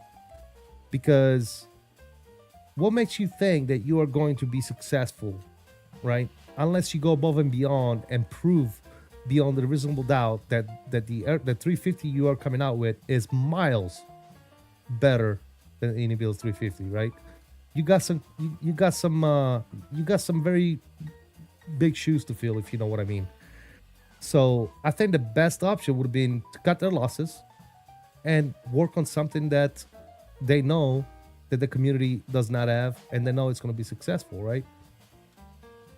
You know, like as of right now, I am 100% positive that, for example, Bluebirds, when they release that 7.5, they're going to be extremely successful because that's an aircraft that we don't have in the sim and that everybody wants. You know what I'm saying? But if for example, I'll give you an example. If Bluebird was developing a 737 MAX 8 when we already have the iFly available to us, and the iFly is a very, very nice aircraft, why would people buy the Bluebird 737 MAX 8? You understand what I'm saying? It's kind of my thought process, right? So, again, it makes no sense to me why these developers are stuck on making the same airplane that somebody else has already made, even though they've been working on it for a few years. That I don't think that really means anything. They should be able to say, hey, as a company, right, roundtable, like, okay, I know we've been working on this for a few years now, but as you guys can see, somebody done beat us to the punch, right? Maybe they should have announced it a long time ago, and not just now. But and then again, I will tell you this, Dave. As much as they say they've been working on it for the past 3 years, I do not believe it for 1 second. I don't believe it for 1 second, because based on what they got so far, you know, that's, I don't know, man. I find it hard to believe. We haven't seen a video. We haven't heard any sounds. None of that stuff. All we're seeing is a bunch of pictures, you know, and I'm sorry, man. I think when it comes to normal operation, it's pretty much perfect. Yeah, that's my opinion as well. Yeah. The Delta 886, Curtis Tower pushing back and testing. I just ate any Builds aircraft, but that's just me. Why I've held off. I absolutely adore any Builds, man. I think any Builds is one of the best developers when it comes to Microsoft Flight Simulator, man. Between all the sceneries and all the third-party airplanes that we got from Mini Builds, I think they're one of the most reliable and one of the top developers in this community. You cannot deny that, right? They are the most active. They're the ones that give us the most content when it comes to sceneries and aircraft, man. I mean, in the last couple of years, how many, you know, what is it, 2 or 3 years? How many aircraft has any Builds delivered? You know, we got in the L10 one, the L1011, the 350, also the Asobo 320. That's an any Build product. The 300. You know what I'm saying? We got all this, to not mention all the sceneries, guys, from any Builds. If it wasn't for any Builds, right? That's why I don't understand why so many people hate any Builds. If it wasn't for any Builds, we wouldn't have 50% of the sceneries that we have in the sim right now. So keep that in mind. You know, to not mention the aircraft that we have at our disposal because of any Builds. We would never dreamed of having those as well. So yeah, I mean, hate them or love them, dude. They're probably the top developer in the Microsoft Flight Simulator world. I don't think they're second to anybody when it comes to developing and delivering products.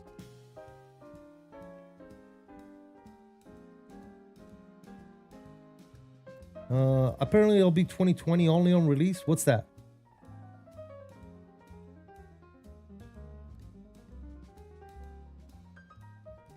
Agree, and they haven't been working on it that long. Yes, Dave, exactly. To be honest, the 350 is a super complex aircraft, so wouldn't surprise me if they did consider their small team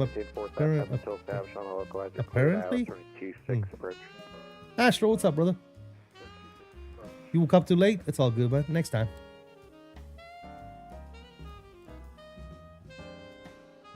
$343. Oh yeah, the 340 that we got from Rainy Builds as well, the 300.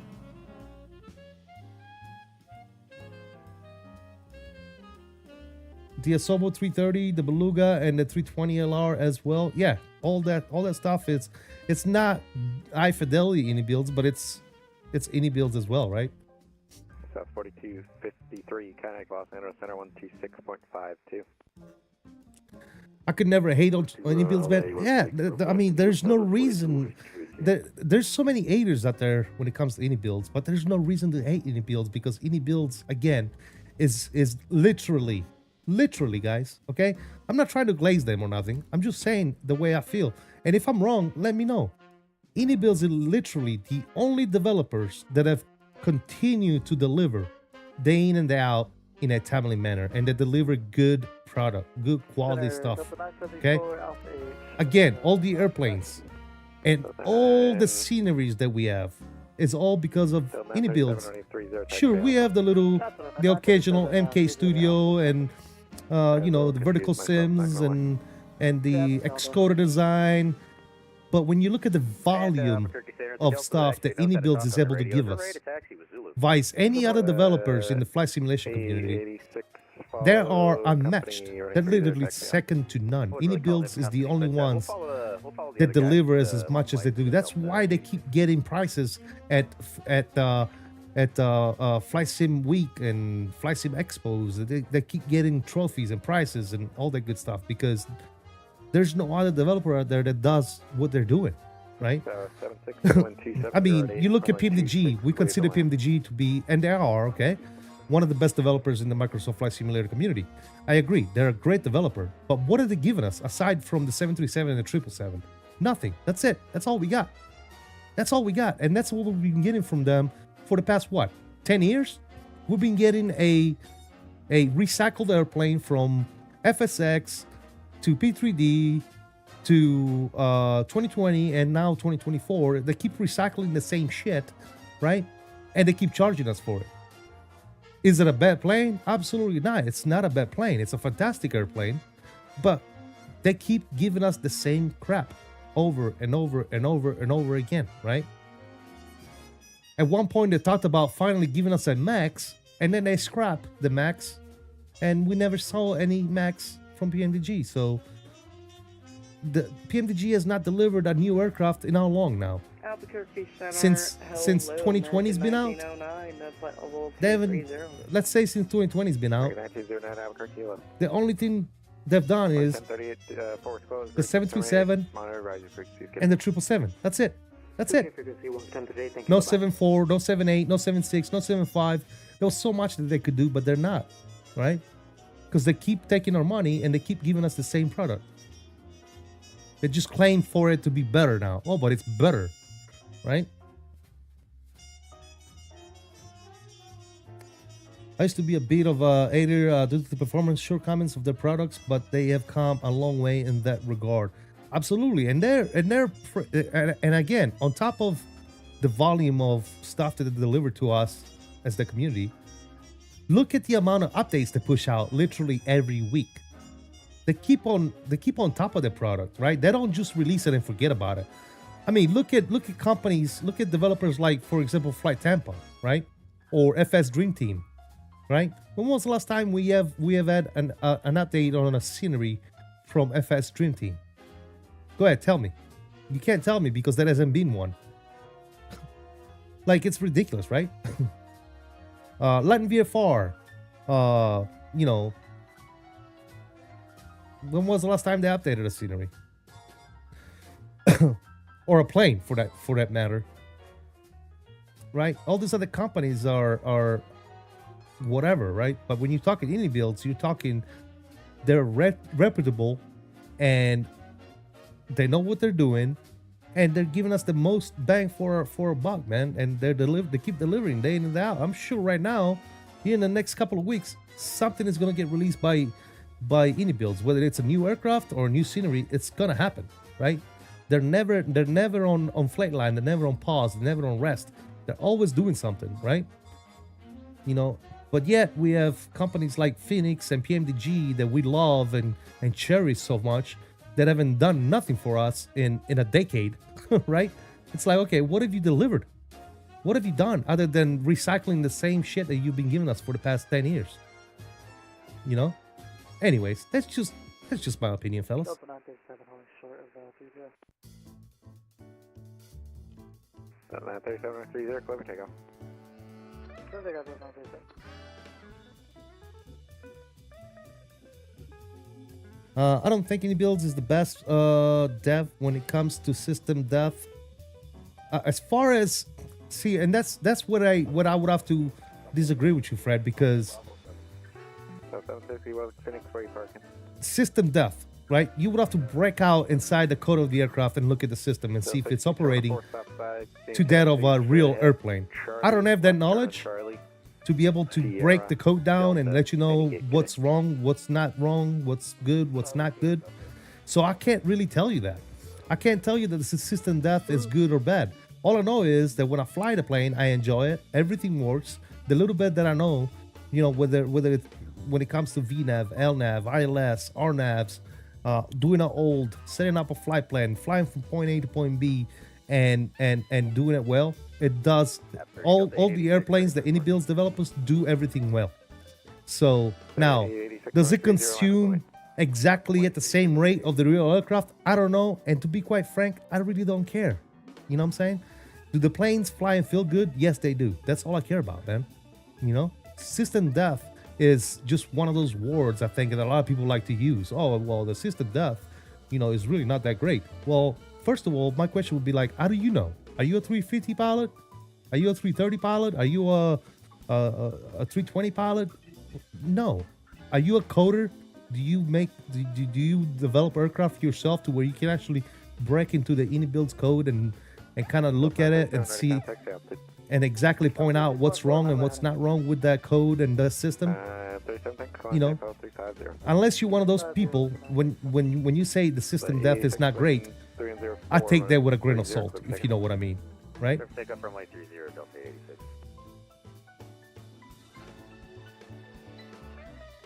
86. And to your point about moving the needle, they're trying to move the needle. I don't think they're trying to move the needle. I think they've already moved the needle, man. Because nobody is doing better than they are. PMDG is not doing better than they are when it comes to releasing products. Phoenix is dormant somewhere. I don't know. Maybe they're in hibernation somewhere because they haven't done nothing in like what, a year and a half now. You know, all the other developers are mediocre at best. So, yeah. I feel like PMDG missed the opportunity to develop a study level 787. Yeah, like I said, PMDG is good. PMDG is an awesome product, but I'm getting tired of the rinse, repeat, and recycle of the same airplane every time an update comes out, man. I'm tired of that, dude. Give us something new, right?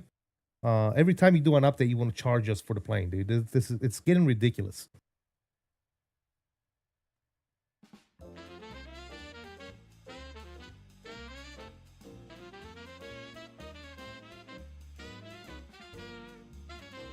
Don't put Fenix and PMDG in the same category. They're very different business practice.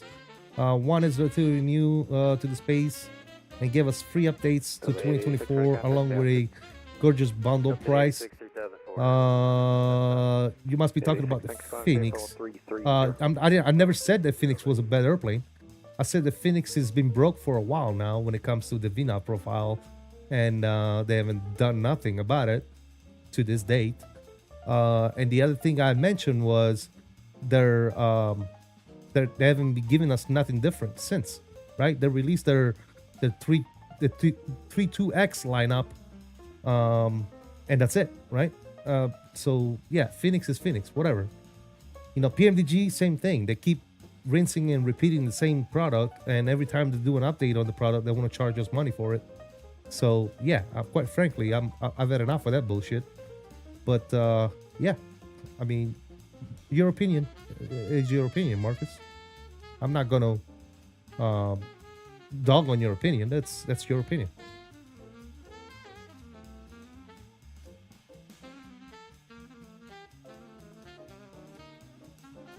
Exactly. Nickel and diamond us at every opportunity and giving us the same shit over and over.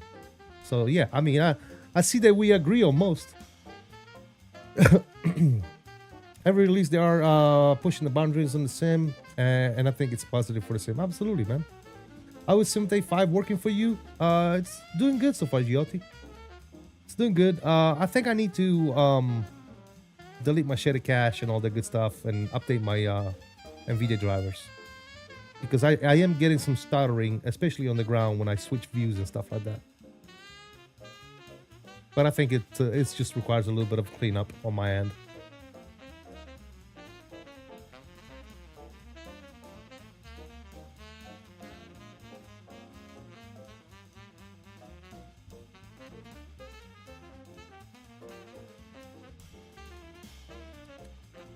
And, you know, going back to, you know, comparing developers and stuff like that, right?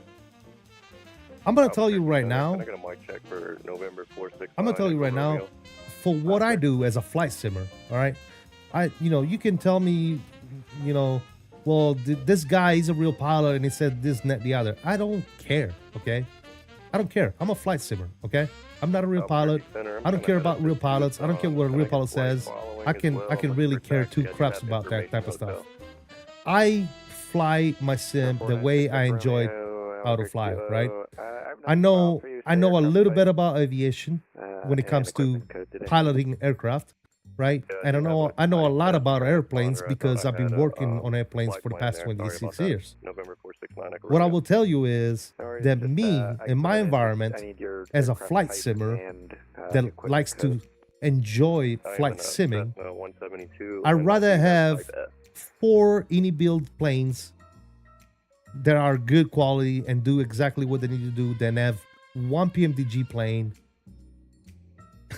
every 8 months with a new update and a new price.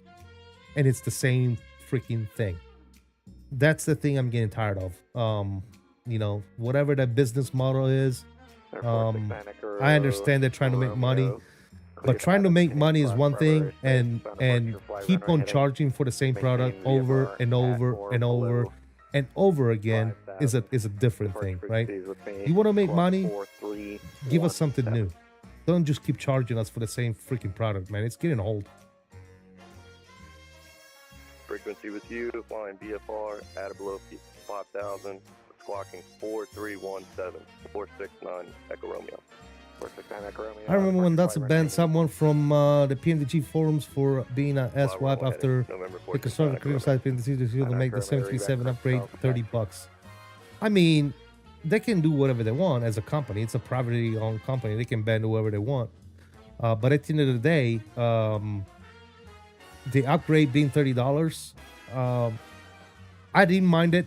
You know, it's whatever. But I think $30 was a bit too stiff for what it is. They really didn't do much to the update, to be quite frank.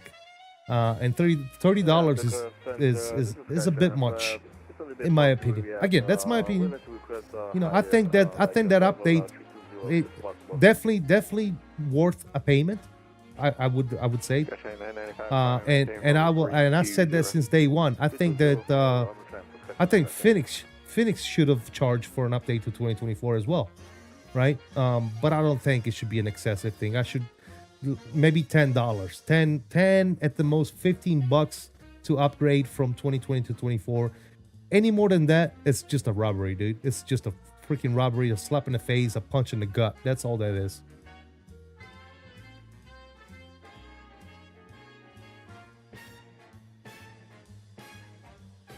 You didn't do the update from the Human Chief for the 737? Ridiculous.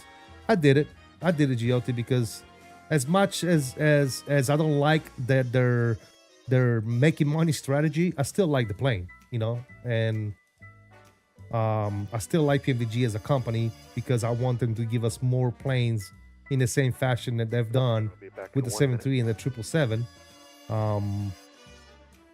You know, and I throw in money because I know that eventually they'll deliver a good product. So I have no problem in doing that. But it kind of gets a little aggravating when you feel robbed, when you feel like they're charging us way too much for the same thing over and over again, dude. That's just too much, right? But yeah, I mean, it's whatever, dude. They can do whatever they want, you know. Again, I love PMDG. I love the PMDG airplanes, but I don't love the fact that I had to pay $30 to get my plane that I already bought to work on 2024. Yeah, it should have been more like $10, I think. And not, it should have been $10 to get all the variants updated, not just one, all of them. That's my opinion.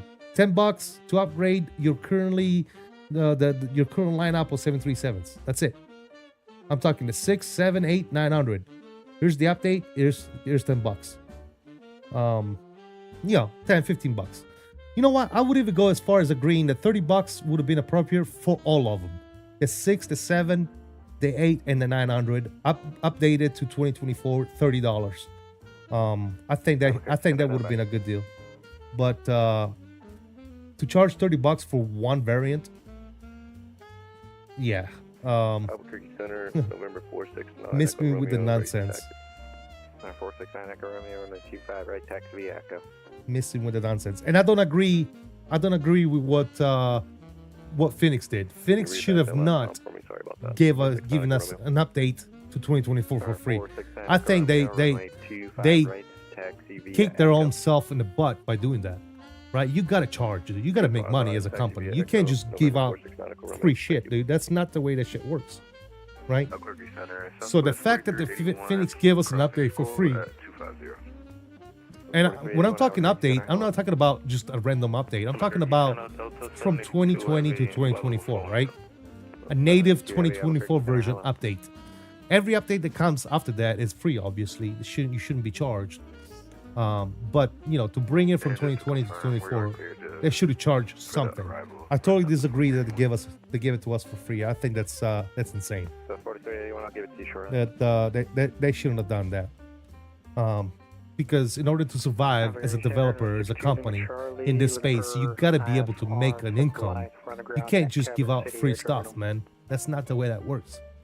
So, you know, I don't agree with people that would have wanted a free upgrade from 2020 to 24, because there's a lot of people out there, believe me or not, that think that the updates, both from, you know, whatever, InBuilds or PMDG or Fenix, they should all be free. I don't agree with that, right? Because the plane that you bought for 2020 was made for 2020, okay? That's what you bought. 2024 is out. Now, since you bought it on 2020, you should definitely have an hefty discount when it comes to updating it to 2024. But it shouldn't be, you know, $30 a variant. That's insane. That's robbery, dude. That's highway robbery right there. So yeah, Fenix should definitely charge. They should have done like $10, $15 as well for the to update it to 2024. Just like PMDG, which they did charge, but they shouldn't charge us as much, right? Because they're taking advantage, dude. That you feel like you're being taken advantage of at this point. Yeah, Marcus, 100%. They should have charged. They should have at least something, dude. I don't care if it was $5. They should have charged something. You can't do that much work and give it out for free, dude. You can't, right? You won't survive as a company if you just keep ending out free stuff. It doesn't work that way, bro. It's never gonna work that way. So I don't understand it. I don't understand what these companies are doing, these developers. You know, and Fenix, it's a good airplane, man. You know, it's a very, very good airplane. So the fact that they're just doing free stuff, it's unheard of, man. What do you mean free? You know, okay, adding the shark legs or maybe a different engine variant or something like that. Okay, cool. You know, it's whatever, right? But you gotta charge, dude. If you're rewriting the code and you're doing a lot of work to bring it from 2020 to 2024, you gotta charge something, bro, for your time. You know, time is money, man. You know?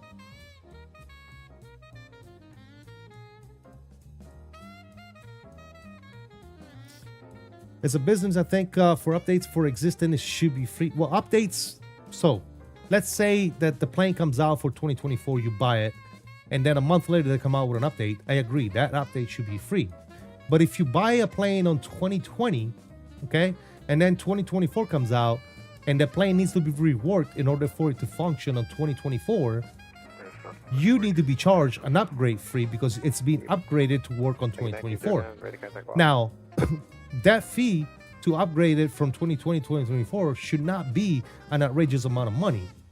All right, it shouldn't be 30, 40, 50 bucks. It should be 5, 10, 15 bucks at the most. Because when they charge any more than that, now it becomes a question of you're taking advantage of the community at this point, right? Because you know people are going to pay for it because they're going to want it, and you're charging as much as you can, and you're ripping everybody off, right? And in a sense, I think that's what some of the developers are doing, and some others are not doing it at all, which is, in both occasions, it's wrong. The iFly 737 update will also be free. Yeah, but it's not. It's going to be free because it's not a native 2024 version, I believe. It's still compatible with 2024, but it's still a 2020 plane. And if they give us a 2024 version for free, I think they'll be shooting themselves in the foot as well. They should charge us at least $5 or $10 to upgrade to 2024. I fly as well, man, because you know, ever since they came out with the 737 Max and they got their money for coming out with a plane, when was the next time they got any type of income for the work they've been doing? When you think about it, right? Center, 62 Lima Charlie, ready to go, 14 left. 62 Lima Charlie, clear. People say PNG can charge what they want because nobody else is competing with them, but still $30 is ridiculous. They definitely do not have any competition, that's for sure.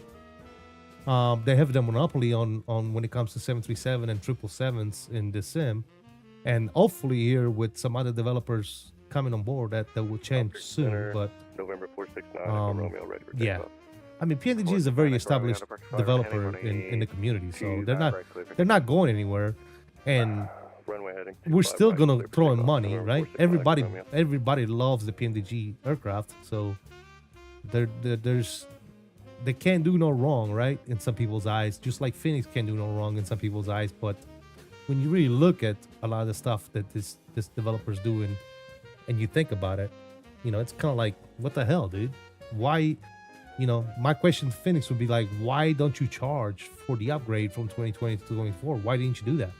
That's mental, dude. You need to make money in order to keep developing going, right? Maybe hire new people. In order to hire new people, new developers to maybe expedite the process of your development, you're gonna need to have some sort of income, right? To be able to pay your team members, but they don't, because they don't charge you. They give you free upgrades and shit. That's mental. But then on the other hand, to overcharge for an upgrade is mental as well, in my opinion. But again, it's just my opinion, man.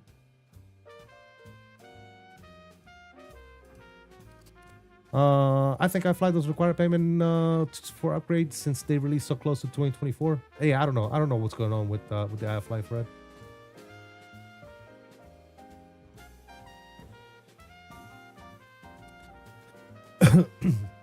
If it requires an all new build, new code, etc. for the new sim, I would imagine a business would charge as a new product.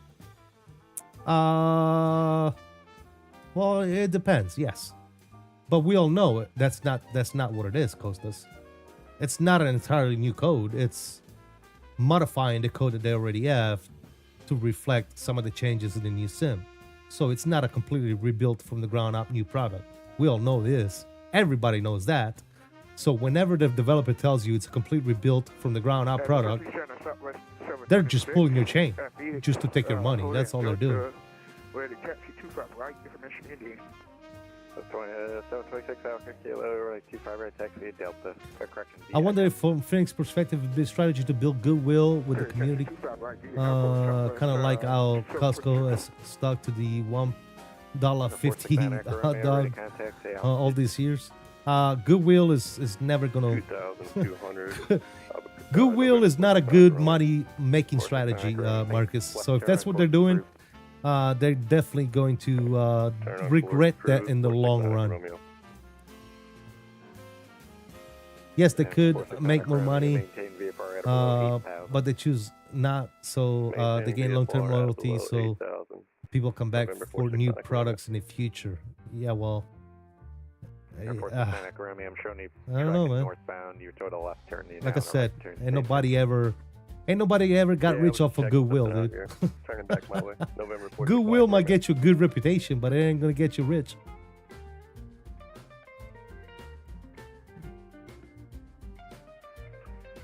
Center and a 63 Lima Charlie, airborne passing 6,500. 62 Lima Charlie, Albuquerque, IDEM. Yeah, I wouldn't be surprised, but IDEM 2 Lima Charlie. I don't think they're calling us. So the 886 climb maintain follow 350.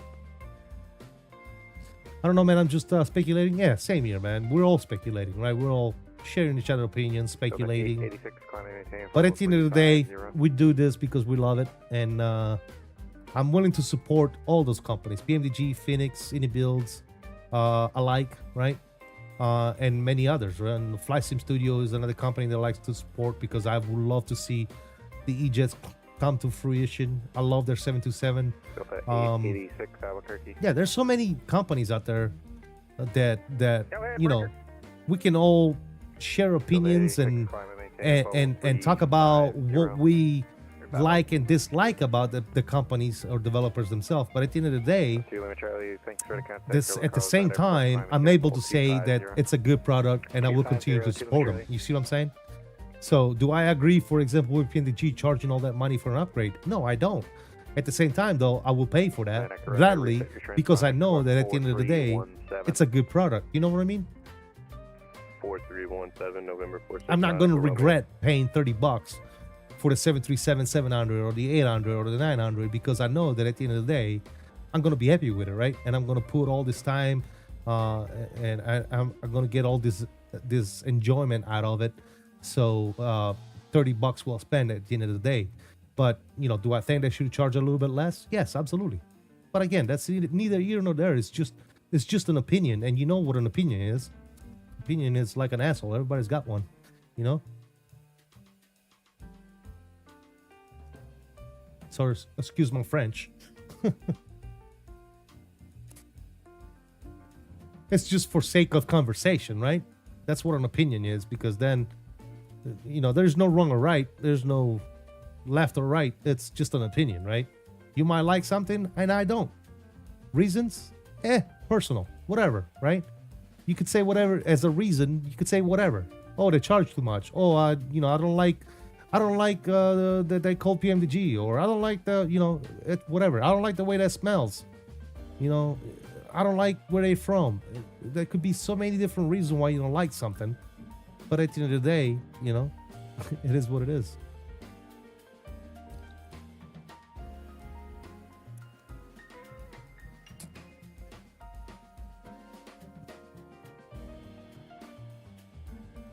As of right now, based on my experience, okay, based on my sole experience, if I had to put my top 3 developers in order, top to bottom, and that's you know, I don't want to, you know, I'm trying to find the right words. That's just based on my needs and my experience, right? What is the developer that's giving me the most, right? That's the way I look at it. What's the developers that give me the most, and not necessarily the best.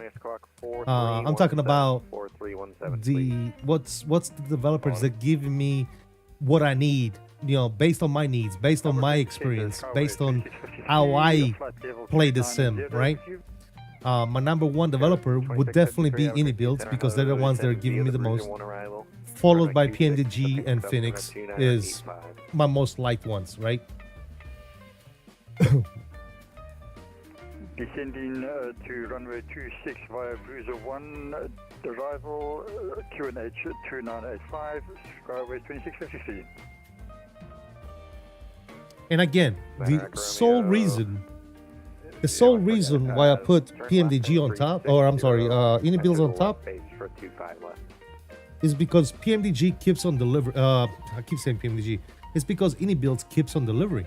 We're always getting new stuff. Every month, almost every month, we get a new scenery, a new plane, an update. They're always releasing stuff, man. Sunville, the Hyder 1, expect 25 left, American A349.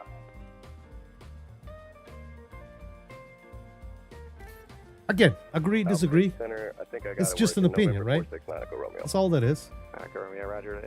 Now, when you're talking high fidelity stuff, Left base for 2 pods left. Thank you. when you talk about fidelity of systems and all that good stuff, if we're talking aircraft, I think that to this day, and that's just, again, I'm speaking as a flight simulator. I'm not speaking as a knowledgeable system guy or a knowledgeable real pilot. You know, I'm just giving you my opinion based off my experience in the sim. I think that to this day, the best high fidelity, and I'm talking high fidelity because none of the airplanes we have are study level, but they could be considered high fidelity, right? I think that the best high fidelity aircraft in the sim that we have to this day is the PMDGs, right? I think that's probably the best fidelity aircraft we've got. Now, all around, like I said, all around best developer, I think I would have to put Inibills on top because of the volume of third-party sceneries and aircraft that they've been able to deliver to us in a short amount of time, right?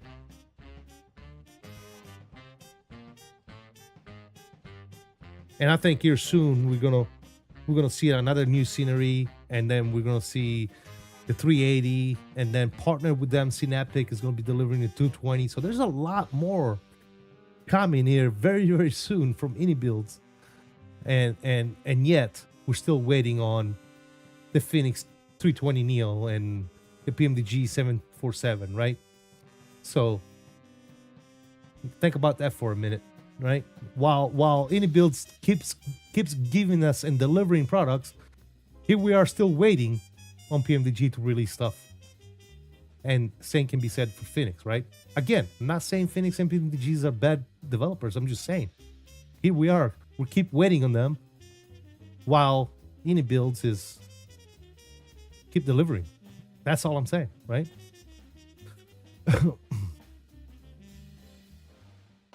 Inibills just put out a update for the L1011. Yeah, they keep on receiving feedback from the community, and they keep updating. That's the beautiful part, man. That's the beautiful part about Inibills. Not only they deliver, but they stay on top of their product and they keep updating it, right? Right? Again, 8 them or love them, dude. 8 them.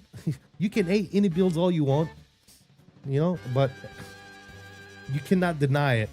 There's no denying that Inibills is literally the most active developer in the flight sim community.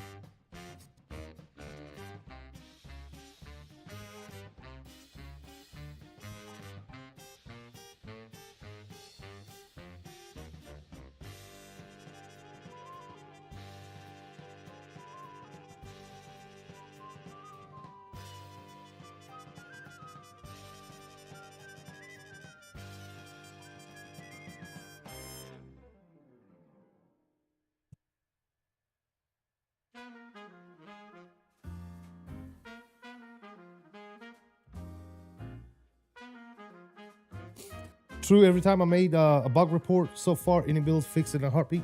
Yeah, they're on top of it, man. I'm telling you that they're on top of bringing on new releases, and they're on top of keeping up with the releases and make sure they stay up to date.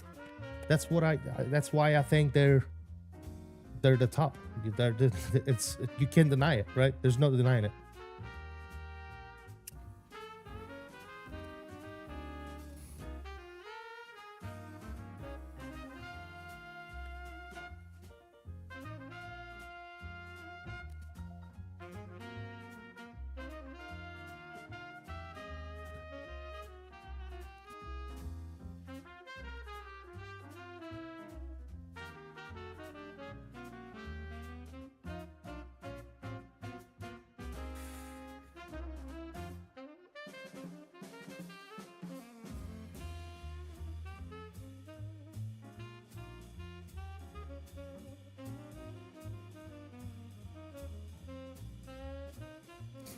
I wish Microsoft would let any builds make a high fidelity 330 family.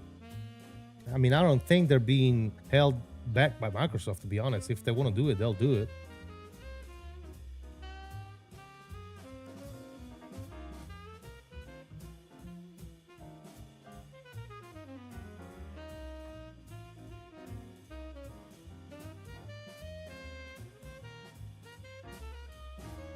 Would be cool to see the 330 Neo. Absolutely, I agree. I agree, man. That's why I go back to what we were talking about before. The fact that you got developers coming out and saying they're going to be releasing an aircraft that we already have in a sim. That's why it irritates me more than anything else. Because it's like, why waste your time even more now when we already have this particular aircraft in the community? Why don't you just do something different? Shift your focus. Captain Minnesota is in the house. What's up, brother? Hope all is well.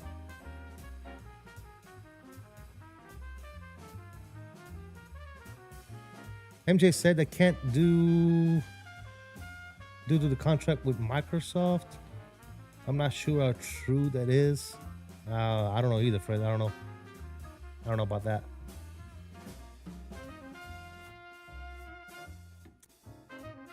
I mean, when you think about it, they've done it before. Why wouldn't they do it? Why couldn't they do it now? They did it with the 300. The 300, they came out with that for a 𝕎𝕚, and then they came out with the with a new version of it. So it's doable. They just haven't done it. I don't think they're bound by anything, to be honest.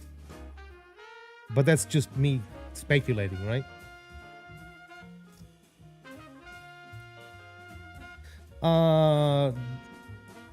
Doing good. You doing return flight? Debating if I want to fly today.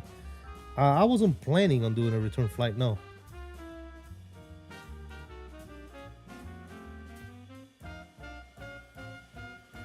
Isn't FS Labs planning on doing the 330? Well, they need to focus on their 321 right now because it definitely needs some work. It's a good airplane, don't get me wrong. It does everything I ever wanted to do. But performance, sounds, and flight model desperately need to be updated.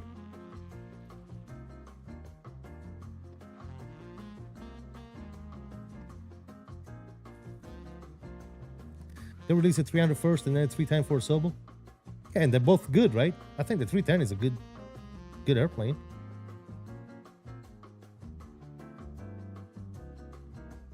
I delivered so many deliveries out of the Fenix. Oh, really?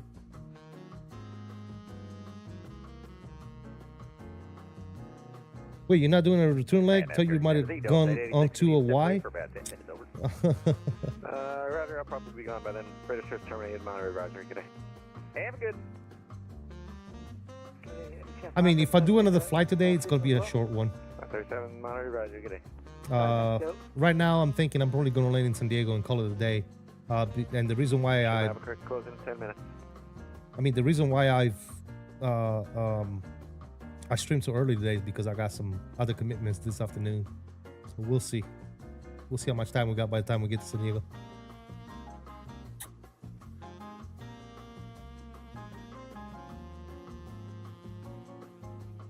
It's not looking too good, though. I don't think we're gonna have enough time to do another flight.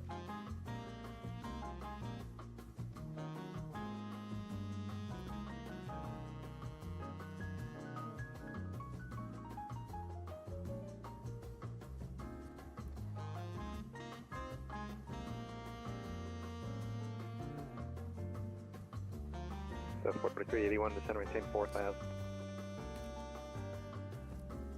4,000 for Southwest, way 31.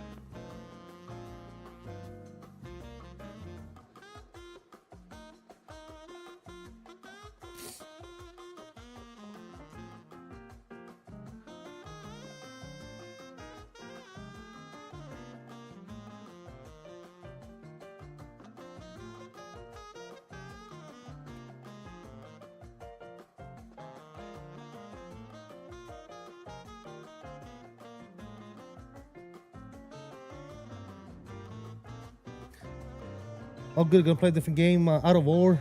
Oh, you just bought Out of War? You know, I was looking at the game the other day, man. I wonder if it's any good. Because I want to say it's got multiplayer capability as well, doesn't it, Minnesota?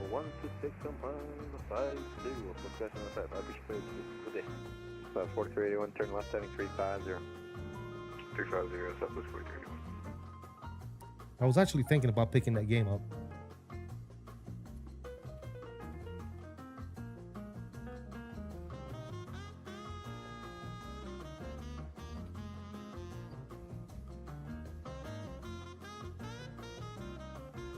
Yeah, let me know, man. Let me know how the game works out. I've seen other people play it, especially multiplayer, and seemed like they were having a lot of fun with it. So I was definitely thinking about it.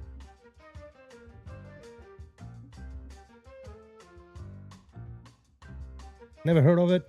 Just look it up. Look cool. Yeah, it looks very cool.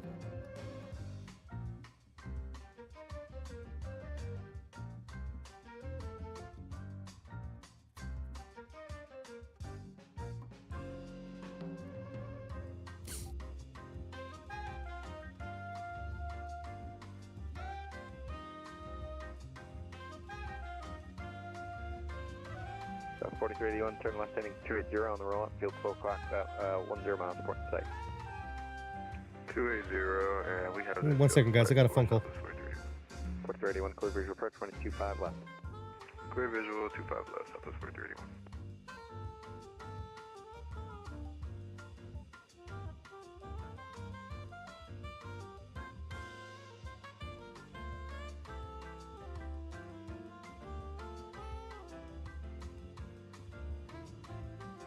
All right, I'm back. Sorry. I was watching someone stream it the other day, and I was hooked. Nice. Hey there, Biscoff. What's going on, man?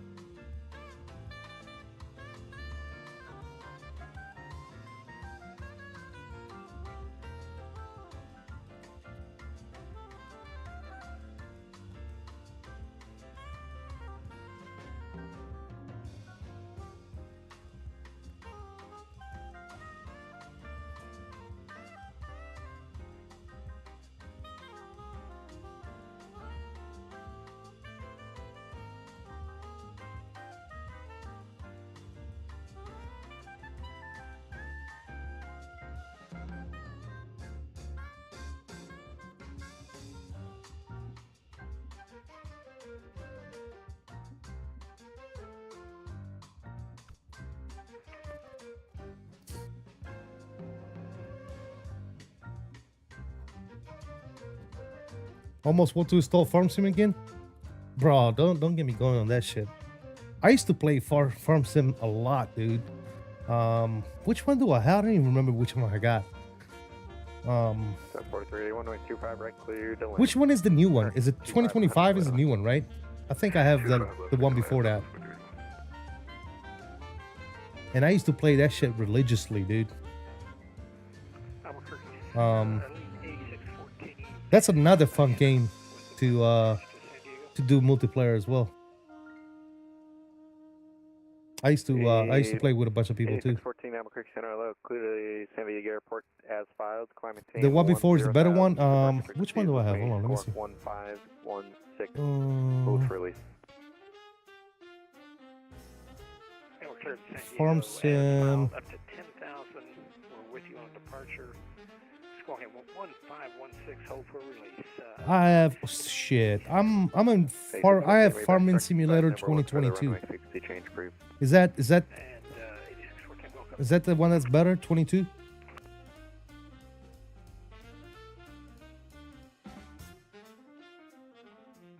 And why is it better? I thought the new one was better. 22 is the better one. Why is it better? It's because of the modding community, or what is it?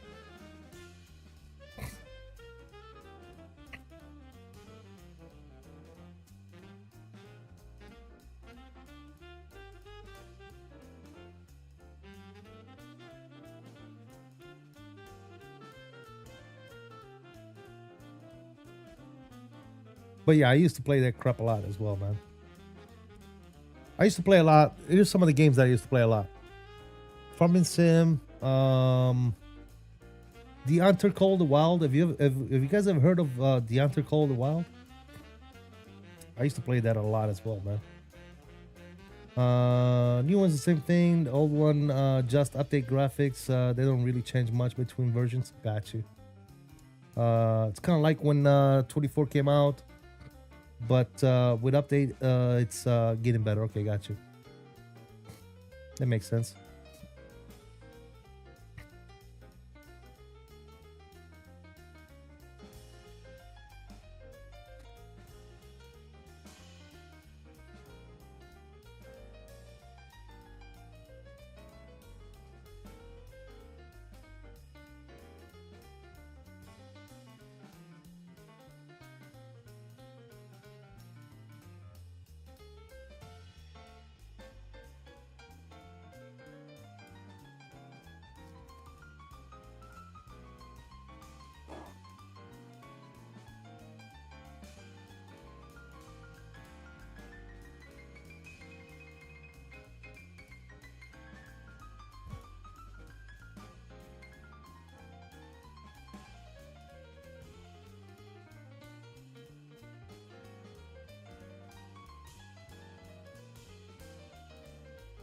South 4381, welcome to Phoenix. Right turn Foxtrot, Foxtrot 9er, hold short 25 right, Foxtrot 9er. I used to run a dedicated server for FARSIM with friends. Only played it in hardcore mode, meaning we had to keep an eye out on our crops so they don't wither.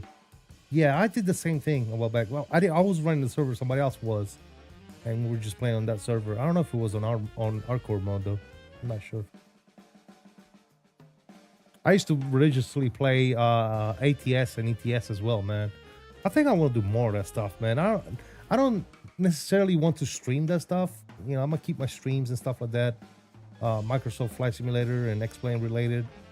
You know, flight simulation related. But you know, when we're just hanging out in Discord and stuff like that, I would love to do some multiplayer, driving, racing, farming, hunting. You know, that type of stuff, man.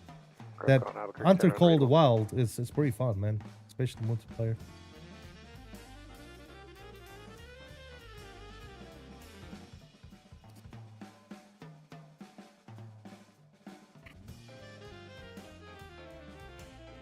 Bossbound, yeah, I was watching a bunch of videos Bossbound the other day. I don't know, we'll see. I was reading that it's still not compatible with like certain wheels and stuff, so depending on what wheel you got, you can only play with like an Xbox controller or some shit like that. I don't like playing driving games, like realistic driving games, that is, with a controller.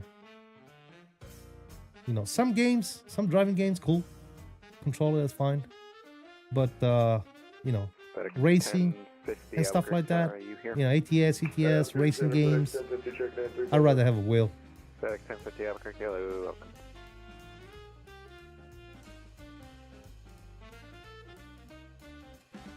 Yeah, Minnesota, they fixed that glitch because that's one of the glitches that I used to use. It doesn't work anymore.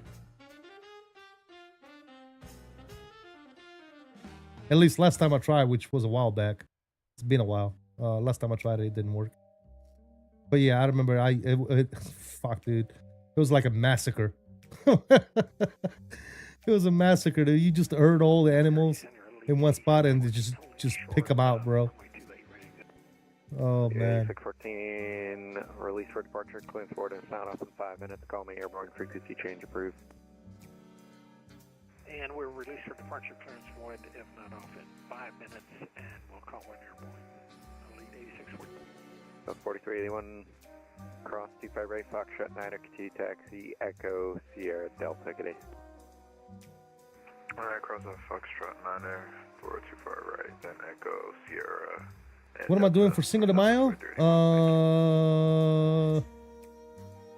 with 2650. The same thing I did on... The same thing I'm going to be doing on Cuatro de Mayo. Descend and maintain 5,000, Skyway 2650. American 1849, descend and maintain 4,000. Down to 4,000, American 1849. Isn't that today, dude? Jesus Christ. Oh, I just looked at the date. I'm like, that's today, isn't it? What am I doing for Cinco de Mayo? I'm flying on Microsoft Flight Simulator 2024. Should I be doing something different?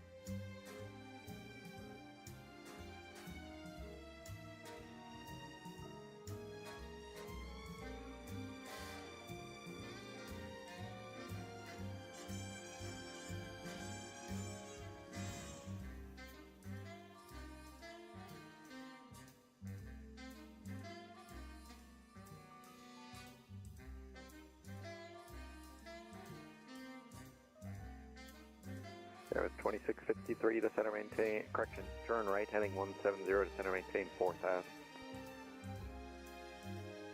There you go. 5 gifted memberships. Why not? Turn right heading 170, descend to 4000, Skywards 2653.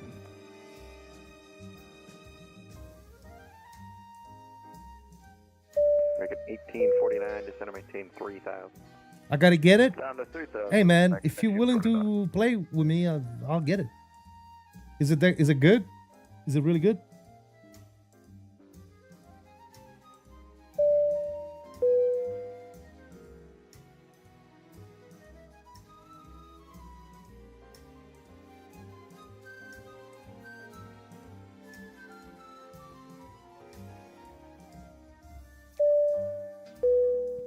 It's what is it? $25 plus 2653, turn right heading 230. yeah, it's $24 plus $15.98 for the 2 DLCs. I have field in sight, Skywards 2653. 2653, clear visual approach runway 26. It looks fun, man. It looks like something I would enjoy. Cleared runway 26, Skywards 2653. You just in the tutorial and already enjoying it, huh? Nice. Center Elite 8614 is passing 7.2 for 10. We're about west of 8614, Albuquerque, head down. Denny, 86.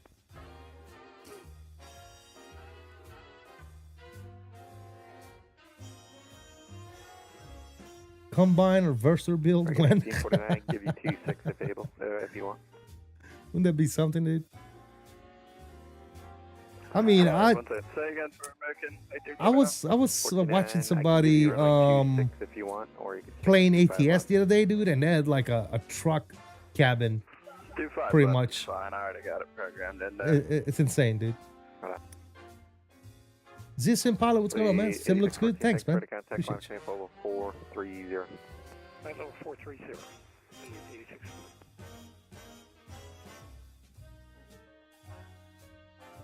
Reagan 1849, turn left heading 350. Left 350, American 1849. Any Boeing cockpit build in the future? Possibly, yes. But it's gonna be farther down in the future, yes. I'm already planning, so yes. I was thinking about a Max 8, like a 737 Max build, but we'll see.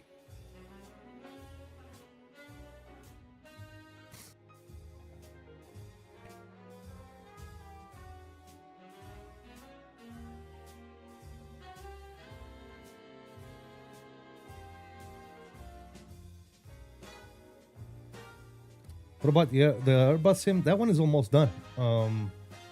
𝕚.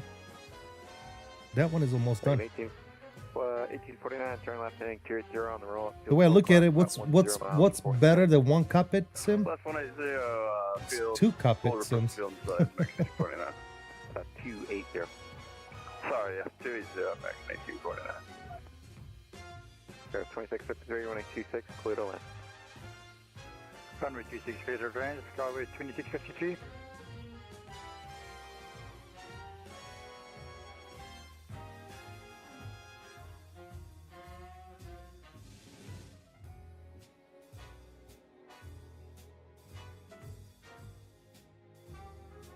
What's better than 2? 3. 3's a crowd, man.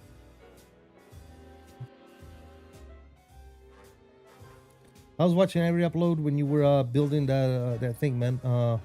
Hope to see you in that setup soon. I hope to see myself in that setup very soon too. American 1849, wonderful. Clear visual approach, running 25 left. Clear the visual, 25 left, 1849. American 779, contact Los Angeles Center 126.52, good day. Over Los Angeles, 779, see it.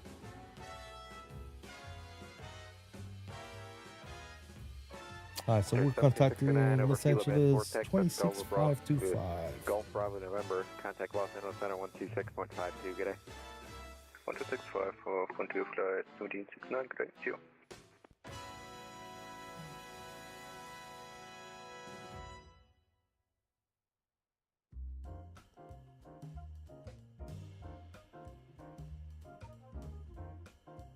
And Los Angeles Center, American 779, flight level 360, crossing 𝕸𝕚𝕚.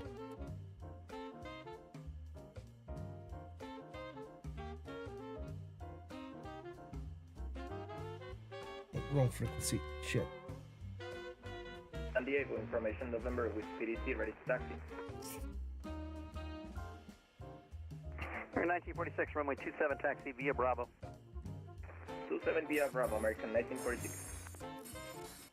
And Los Angeles Center, American 779, flight level 360, crossing 𝕸𝕚𝕚. 779, Los Angeles Center, good morning.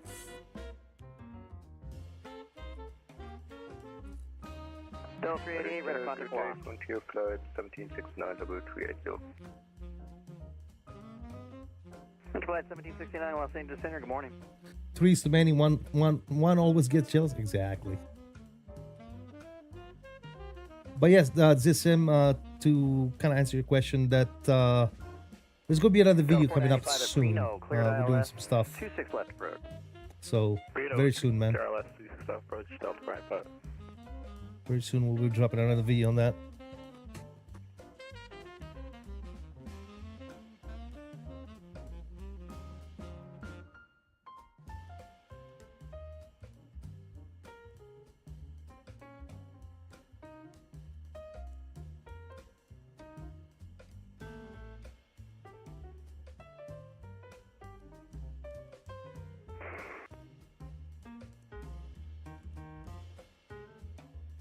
Yeah, 1006, descend via the Rounders 4 arrival, 26 left transition, Las Vegas altimeter 𝕂𝕚𝕚 Descend via the Renzer 4 arrival, altimeter 𝕂𝕚𝕚 United 1006. 𝕂𝕚𝕚 𝕂𝕚𝕚 United 10006. United 1006, check your transponder, squawk 5143. Squawk 5143, United 1006. Delta 495, wind 2007, runway 26 left, clear to land. Clear land 26 left, Delta 595. American 1292, Lima airspace to the east, radar service terminated, frequency change approved, Albuquerque Center offline, switch to advisory. Frequency change approved, American 1292, good morning.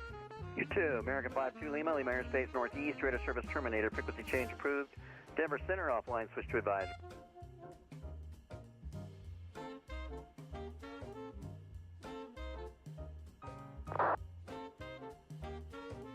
Andy, you been doing any flying lately, bro? Legion 3, Lima airspace north, radar service terminated, frequency change approved, Salt Lake City Center offline, switch to advisory.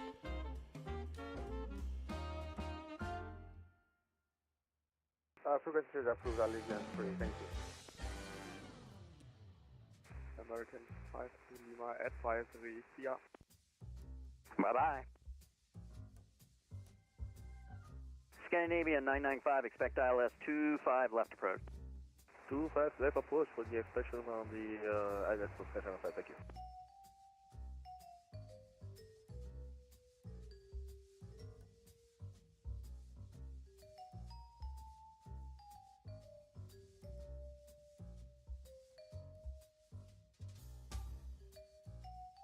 Turkish 9, descend via the Angel 4 arrival, interior altimeter 299.7. Descend by the Angel 4 and altimeter 299.7 for Turkish 9.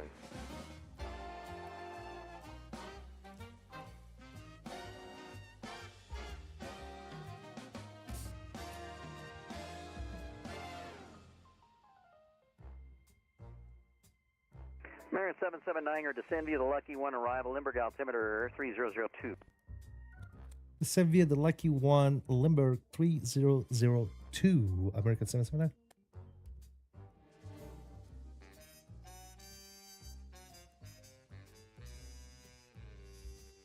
Alright, so we are descending down to 5,000 at Lindy.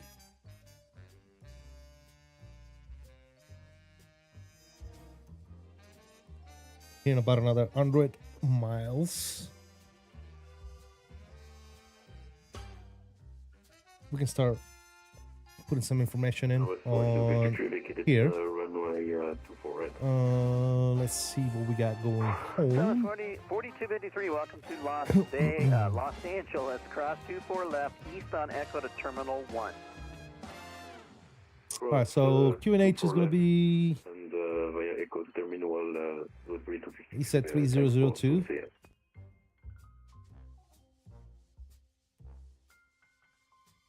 Temperature is 18. Winds 300 at 8, gusting 19. That's what we like, right, guys? Gusting winds. That's always a pleasure. And 624 on the barrel. Runway 27, taxi via Bravo for Alaska 1478, 58, I was flying earlier, but I had a too quick and take care of something. So I'm going to try to redo when I get on. Oh, got you, brother. Got you. All right. Let's see what we got going on here for our landing weight today. We're looking at we call that 149. So if we go here, landing late 149, good. San Diego 27. Conditions are they dry? Broken. I don't see any rain on the forecast there on the METAR, so it is dry. We call it good. Apply U, low brake, max reverse, manual land, flaps full, auto throttle on. I think that's gonna be fine. We're parking at gate. Let me see. Where are we parking at?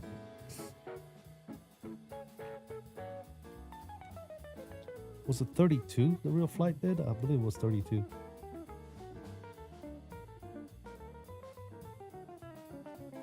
Uh, 33. What a frig. Great, there's no 32. What the hell?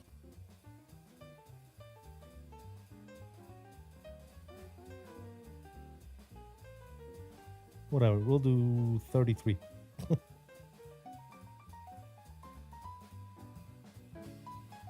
Cool.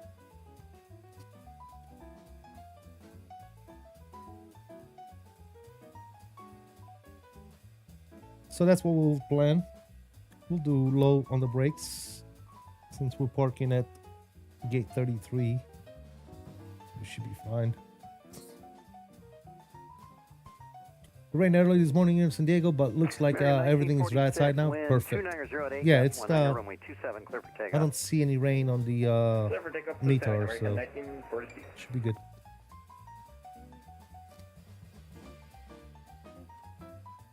Are you in San Diego, Marcus? Nice. I lived in San Diego for 4 years. I used to be stationed on in North Island. United 1006, expect the ILS Yankee 26 left approach. Expect the ILS Yankee 26 left approach, United 1006. I love San Diego, man. San Diego is probably one of my favorite cities, man, but way too expensive to live in.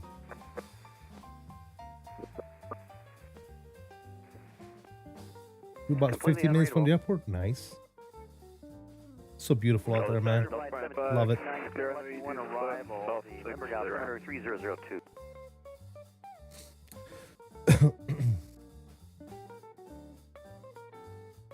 Los Angeles Center, King Air, November, Tree 9 Yankee, Lima on the ground in San Diego, with November on board, ready to taxi. November 39 Yankee Lima, runway 27, taxi via Charlie.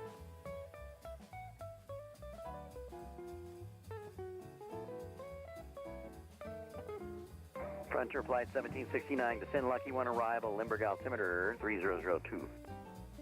Descend by the Lucky 1 and 3002, Frontier Flight 1769. American 1649, Lima airspace to the north, radar service terminator, frequency change, Poo, Salt Lake City Center offline, switch to advisory. American 1649, advisory, auf Wiedersehen. United 850, Lima airspace northeast, radar service terminated, frequency change approved, Denver Center offline, switch to advisory. See you later, United 850. Center, Delta 55. Delta 55, go ahead. LA Center, Cessna, November 77 Alpha Delta, on the ground at Whiteman, request VFR clearance to Camarillo as filed. Delta 495, were you calling?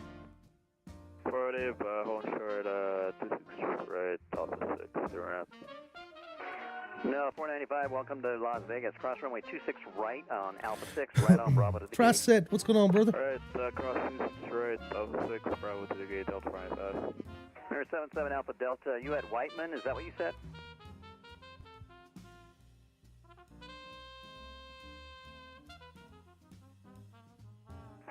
'77 Alpha Delta, were you at Whiteman?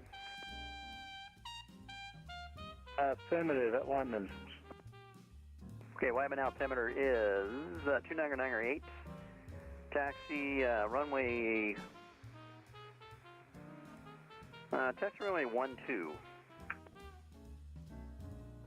29908, taxiing to runway 1277 Alpha Delta. Let me know you're done with your run up and ready to go.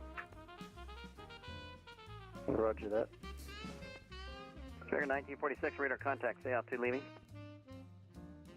Approaching 2700, American 1946. Trigger 1946, out to verified, climb you to SID. Grooving to the tunes. Nice. Scandinavian 995 at Yeah, you messed me up, bro. You messed me up with this jazz stuff, bro. I'm hooked. It's nice and relaxing. Pleasant music to listen to. Instrumental. Just good, man. Holding short at 2790 Yankee Lima. 29 Yankee Lima, continue holding short. Continue holding short. When we get home, I might take this aircraft out to Hawaii. Wife is out tonight. Here you go, man. Nice. Runway 27, clear for takeoff. Alaska 1458. All right, attention on crest standby. I got to take a landline call.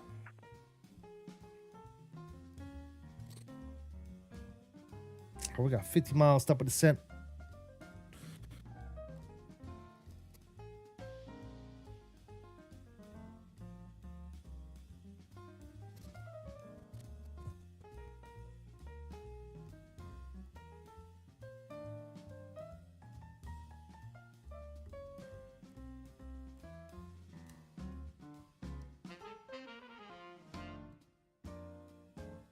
He has a landline. Maybe, I don't know.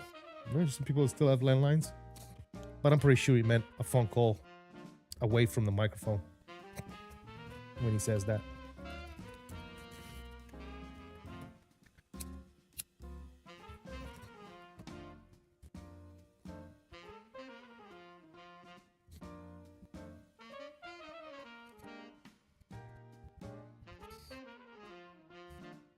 By the way, guys, if you haven't already done so, please don't forget to hit that like button for me. Appreciate you guys stopping in today, saying hello, hanging out, and shout out to Fred and BTV, I believe, for flying with me today. Thank you, guys. Center back. November 39er Yankee Lima, runway 27, line up and wait. Line up and wait 2790 Yankee Lima. Trigger sign, radar contact lost. United 1006 at Bourbon, cleared ILS Yankee, 26 left approach. At Bourbon, cleared for the ILS Yankee, 26 left approach, United 1006.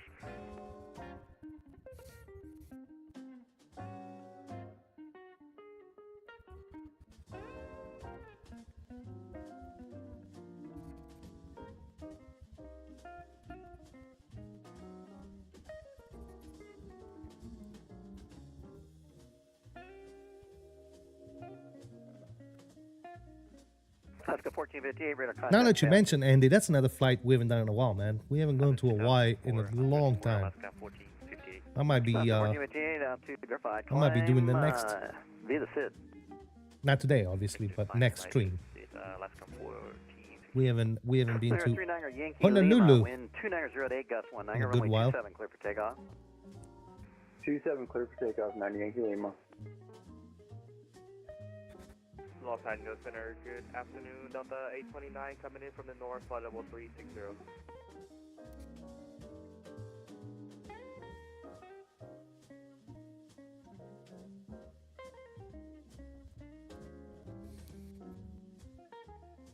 Maybe we'll break out the I Fly Max. 29 Los Angeles Center, squawk 5351. Fly the Max out there. I don't know. We'll see. 5351 Delta 829.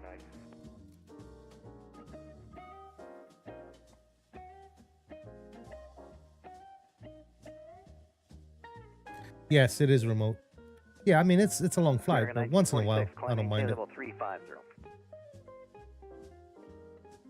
Climb 350 for American 1946.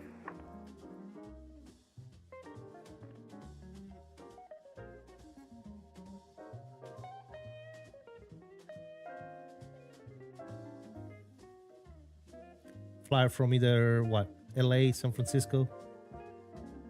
Delta 29 radar contact 34 miles southwest Enoch. Hell, I think they even do flights from San Diego to Hawaii to Honolulu, don't they? I gotta look it up.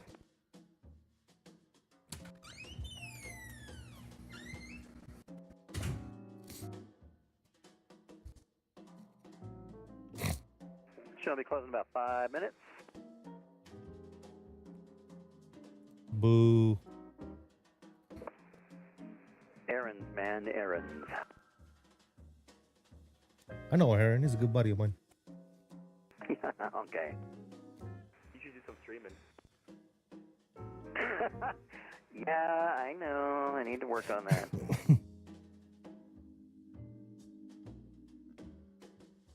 Alaska 1458, climbing to level 370. He flew from San Diego to Maui in October. Nice. What aircraft, Marcus? 39 Yankee Lima radar contact, say out to leaving. Just passing 1,780. Number 3 Nunger Yankee Lima, altitude verify. Climb and maintain 10,000, proceed on course. Climb, maintain 10,000, proceed on course, 90 Yankee Lima.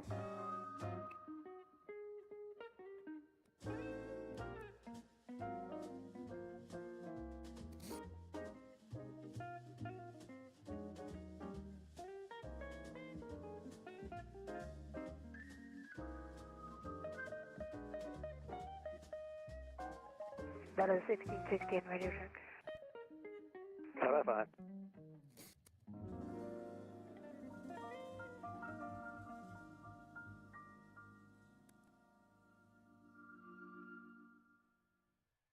Was a 737 MAX 9 there, and on the way back 737-900. Nice. I'm assuming it was either Southwest or Alaska.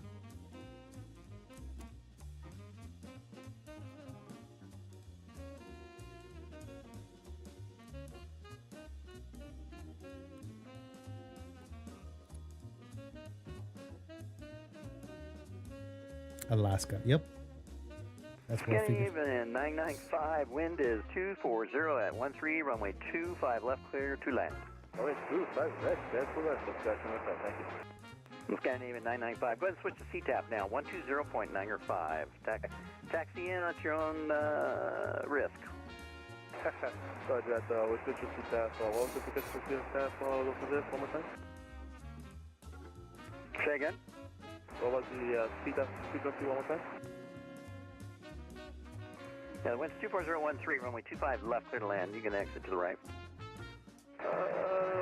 We'll exit to the right for 75, thank you. We're 1946. Center's going to be closing. Radar service terminated. Frequency change approved. Switch to advisory. Switching to advisory for American 1946. Thank you. Alaska 1458. Climb maintain level 370. You can switch to advisory. Center's closing. Level 370. Switch to advisory. Thank you. Alaska 1458.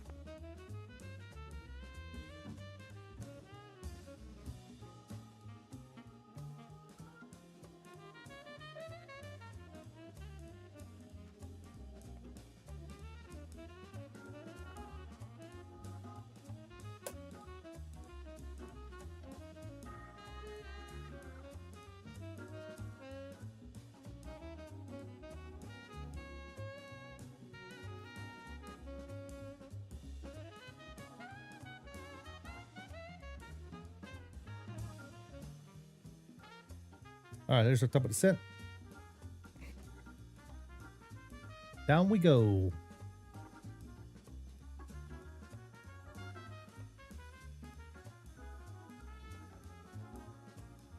779, our center's closing. Switch to advisory 122.8. Enjoy your flight. Port advisory for American 779. Thanks, man. Say hello to Aaron for me. We'll see you. All right, take care. Bunch of flight 1769, center's closed.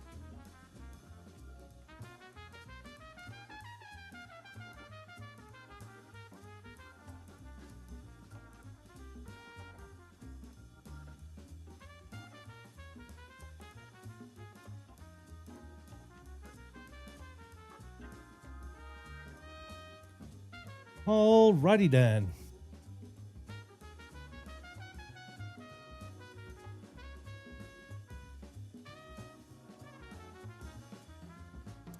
We call this the last tune.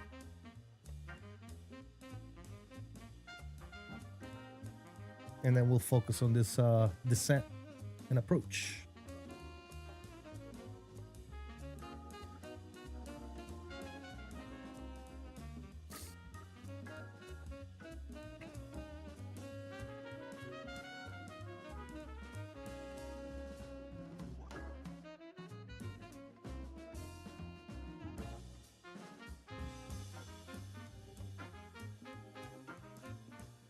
Looking forward to this one. Me too, BTV. I haven't done this one in a while, man.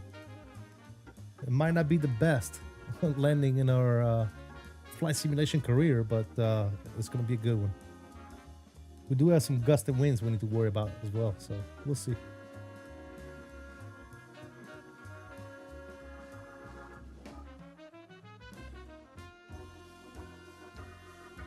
So they go to one option are Alaska, Southwest, and Hawaiian. For Hawaiian, you can only fly to Honolulu, though.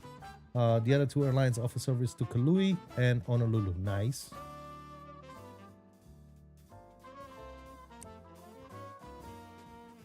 Either ones of those destinations are cool in Hawaii, Kauai and Honolulu. So wouldn't mind doing either or.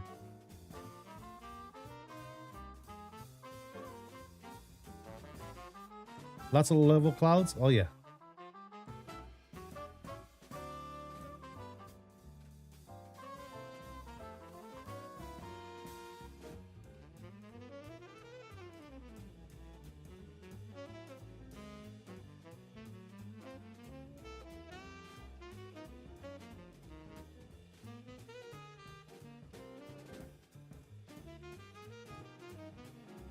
In real life, are you talking about San Diego?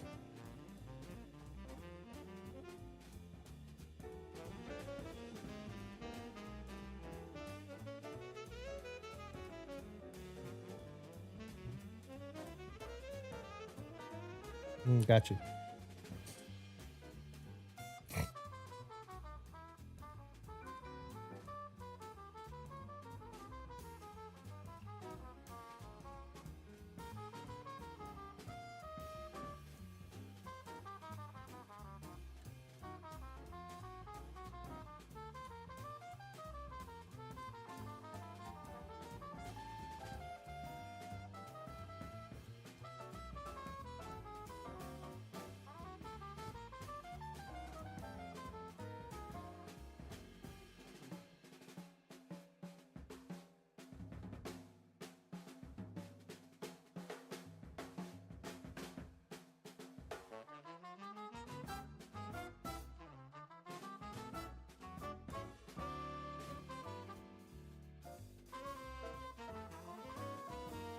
$60 miles north of San Diego.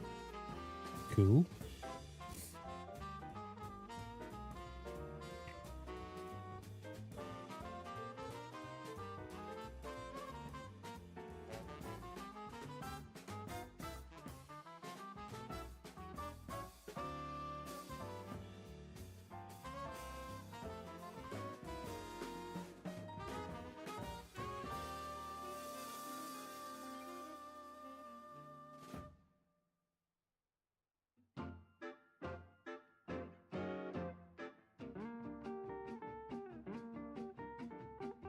Still 60 miles to go for your top of the set.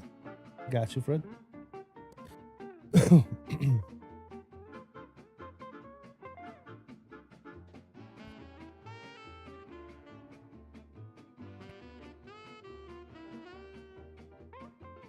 We said that was going to be the last song. Bring the sounds back out to about right there for right now. That's good. 80-mile final. Yeah, there you go.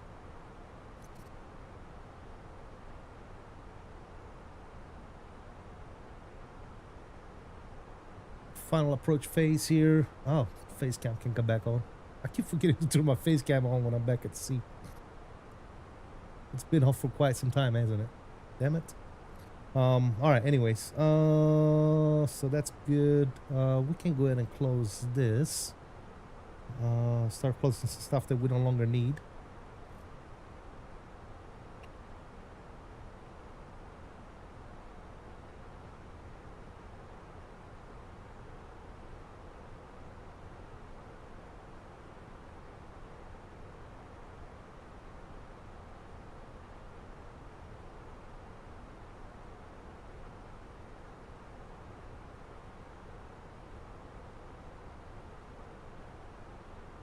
$73 miles to the airport from your house. Very nice. Very, very nice.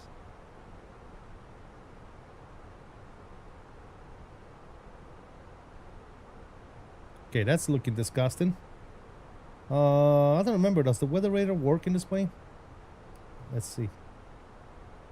We'll leave that on auto. Leave that on auto. We'll turn this to max. I don't think the tilt works, but we'll set that. And let's see what we got.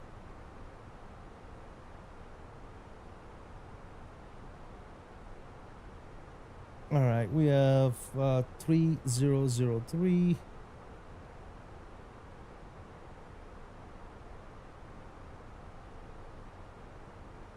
It does? Yeah, well, there's no weather in front of us, so now it's not going to pick anything up. We can might as well just turn it off.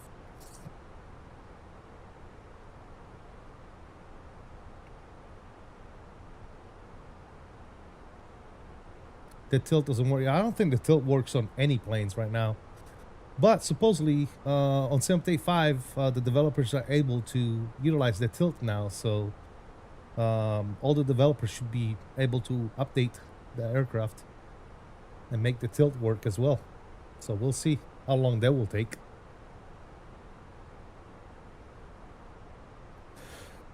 Yeah, but, you know, obviously Asobo added it to the sim, but how long is it going to take for the developers to actually implement that into their aircraft?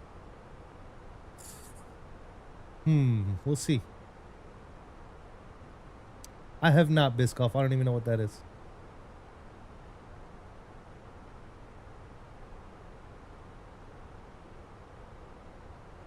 PMDG will make us pay for it. Only a cup of coffee, dude. Don't be stingy, bro. It's only a cup of coffee, for God's sakes. You guys are something else. You know that, man? For a cup of coffee, all this fluffing about.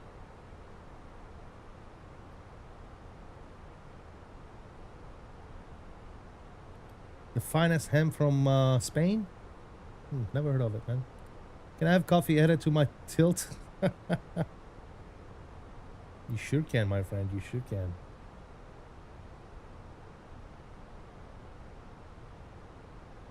All right, we said we'll wait until we hit 10,000 feet, actually.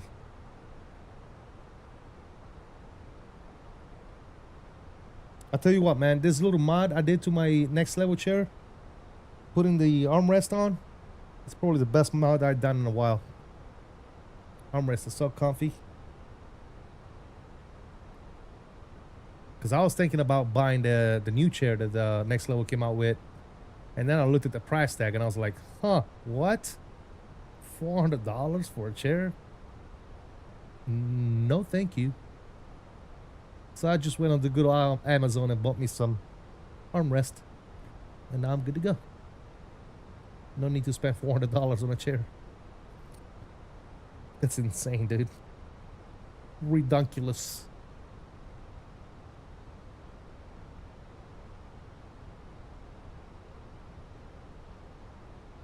Motor oil comes out the coffee makers. Nice.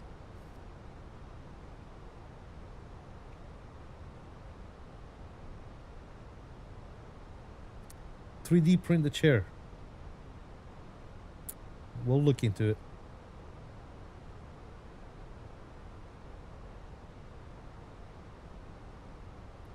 Look, we're getting tossed around, fellas. We're getting tossed around a little bit. It's gonna be a spicy one. Gonna be a spicy one. Okay, we're gonna try and vacate on, what is that, Bravo 9? If we vacate Bravo 9, we should be good to go straight into parking.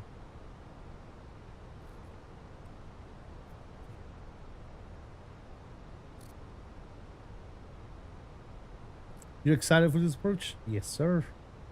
Always.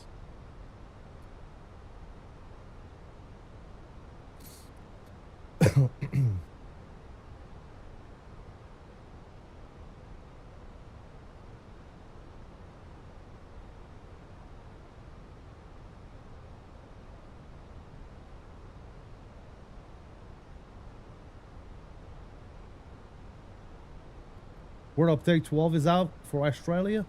That's going to be a nice one.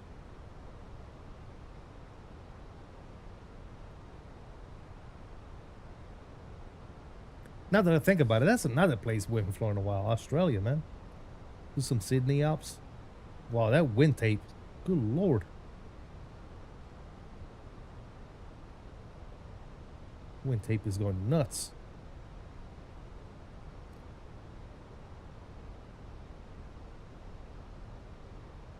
When are we getting a world update for China? That might never come.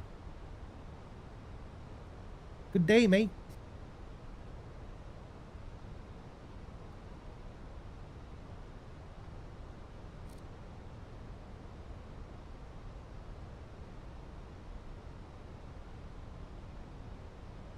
When China allows it, that's pretty much what it is, to be honest, yeah. When China allows it.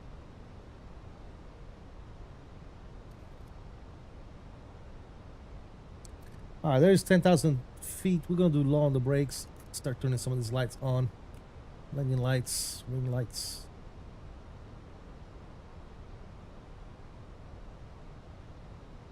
Let's go ahead and go to advisory.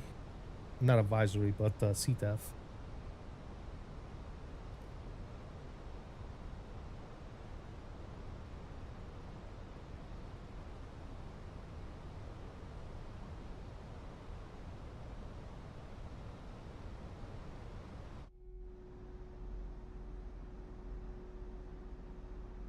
Cloudy.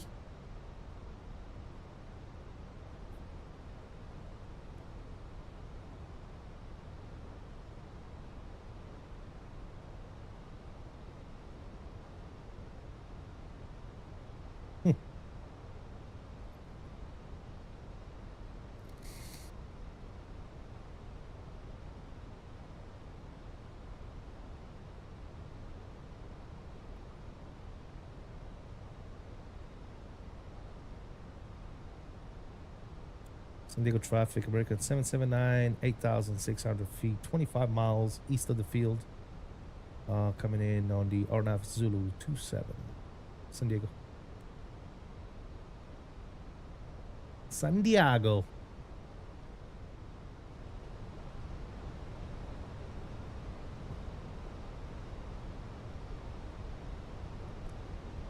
That turned into shit real quick.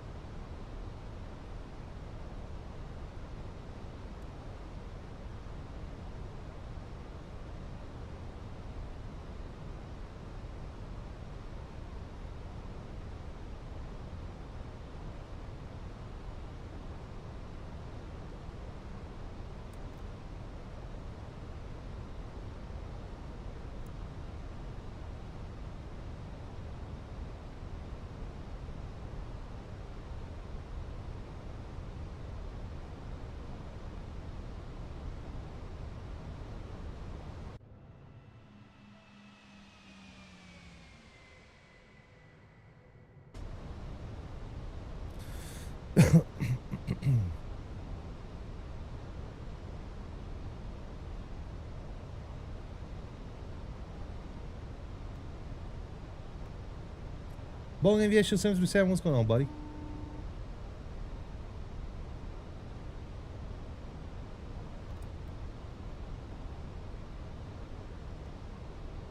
All right, slots are coming out.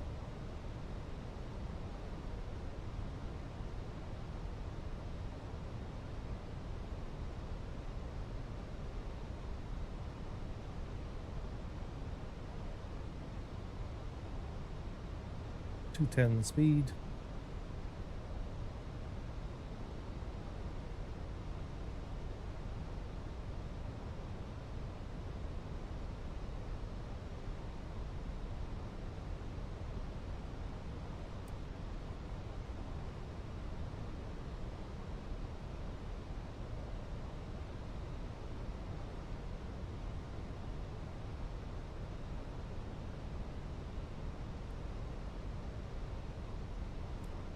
San Diego traffic, American 779, 5,000 feet, about 15-mile final, RNAV Zulu, runway 27, San Diego.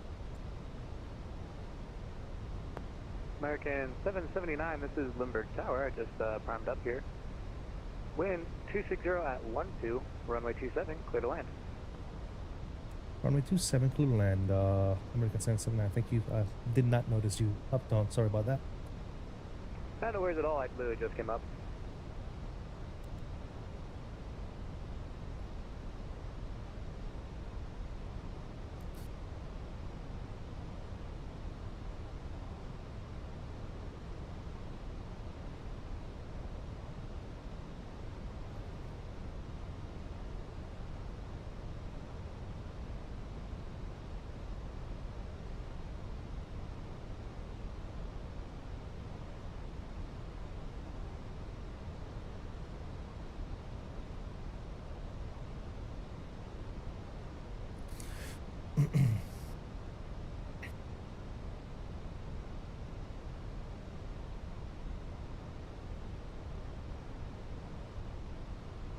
Look at this approach. Mental.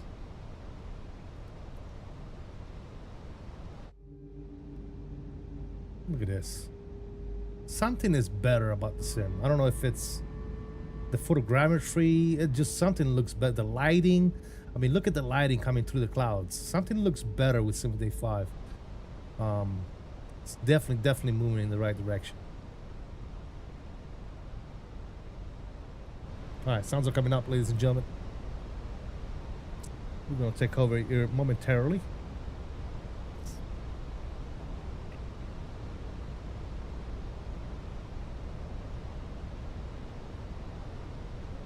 Look at the state of this, dude.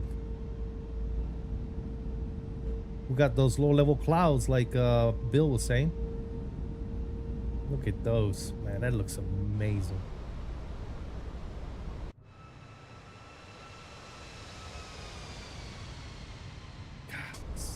Looks so good, so good. It looks stunning and explained as well. I bet, dude. Yeah, oh yeah. Actually, had a bunch of layouts and Sim Day 4. Did my first flight yesterday with you, and it looked way better. Looking forward to see how they're looking for this flight. Yeah, that's what I'm saying. The photogrammetry and everything is looking so much better. All right, landing gear's coming down, ladies and gentlemen, and let's do a flyby on the landing gear coming down.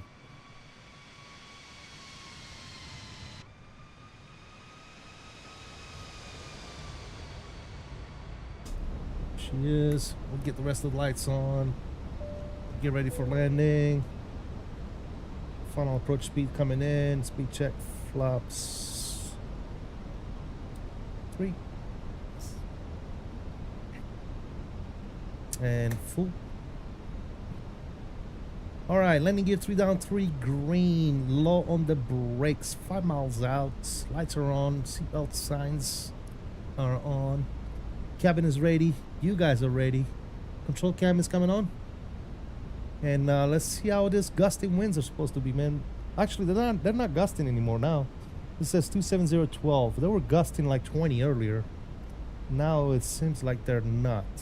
So we'll see.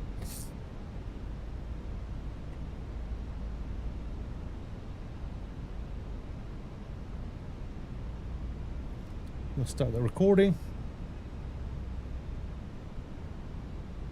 All right, I'm gonna fly it, fellas. I'm gonna have some fun.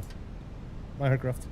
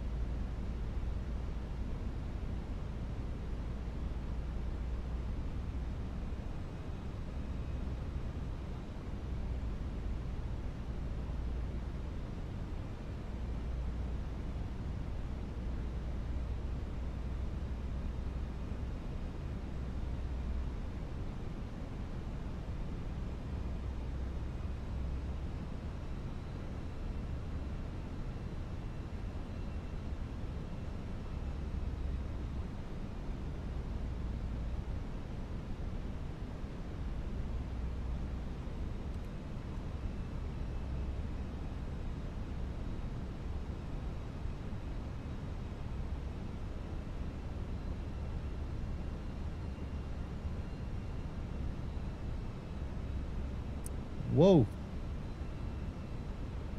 500. 100 above.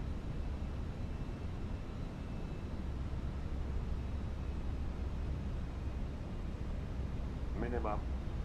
We're landing.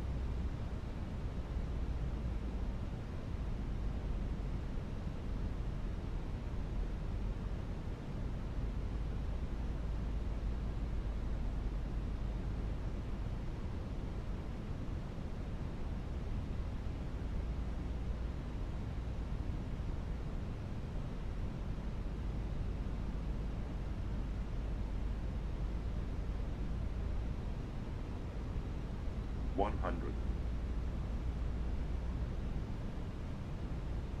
50. 40. 10.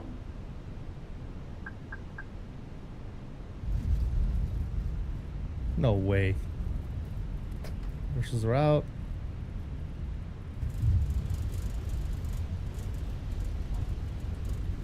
They really said negative 256, guys. Highway robbery. There's no way that was that hard. That was a great landing.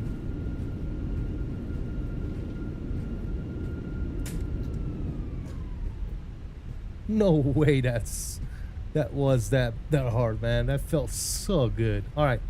Total flight time 2:59. American 779, welcome to San Diego. Left when able, taxi to the ramp via Bravo. Have a good one. Left when able, taxi ramp via Bravo 779. Thank you.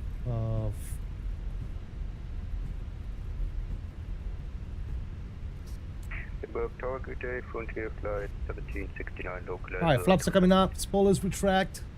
Landing lights are off. Frontier Flight 1769, Limburg Tower. Hello. Wind 260 at 12, runway 27, clear to land. And we're going to take 33, which is straight ahead. 1769. Yeah, that felt really good. I don't know what that landing monitor was crying about. All right, we're gonna take GSX. We said we want 3. Let's take 3-4. Nope. And whatever. All right, cool. So that's off. That's off. Master on the APU switch. Good. Flaps are up. That's up. Reset you. Beautiful. Awesome. We'll stop the recording as well. And get rid of this. And intentional aircraft on frequency. Limburg Gators information off is current. Wind 260 at 12, altimeter 3003. And we'll park straight ahead over here, guys. Taxi light can go ahead and come off. APU is firing up. Very nice. Awesome flight, guys. I would have guessed about negative 125. That's probably what I would put it at. We'll watch the replay and see. Maybe I bounced. I don't know, man. It didn't feel like a bounce. It felt really good. The landing felt really, really good. I'm not even gonna lie. I'm not even going to lie, fellas. That felt stupendous.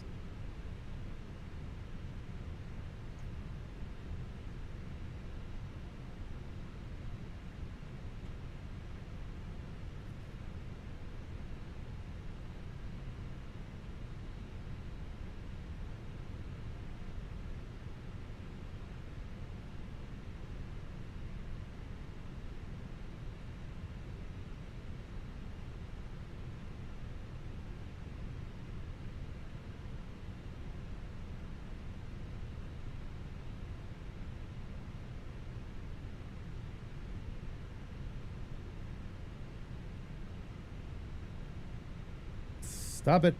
Parking brake is on. AP oblique, come on. Shut him down.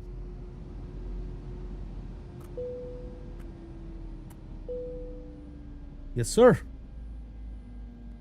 That's how we do it. That's how we do it, ladies and gentlemen. Welcome to good old San Diego. Yes, sir. I think BTV was saying he's in a 5-mile final, so let's go check him out. But there we go, guys. There you have it, ladies and gents. Yes, sir.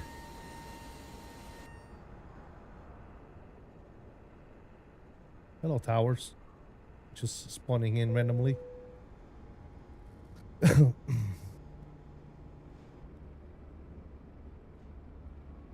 I will watch a couple of landings here of our company traffic. We got BTV coming in. I think Fred, you still coming in? Hopefully they're not too far out.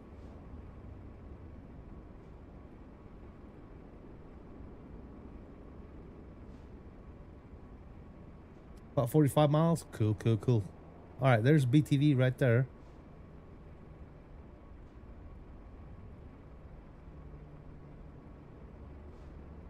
Do some plane spotting while we at it.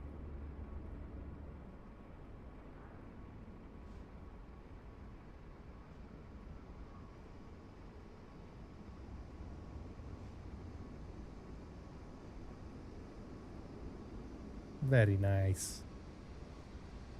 Beautiful.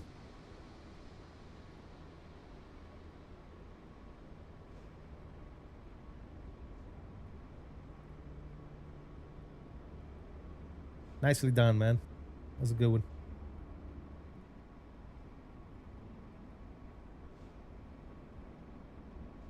The game looks fun. Yeah, we're gonna have to check it out. Flight 1769, welcome to San Diego. I used to work. I used to work right there, guys. I used to be stationed right there, North Carolina. And Bravo to the 1769. Yes, sir.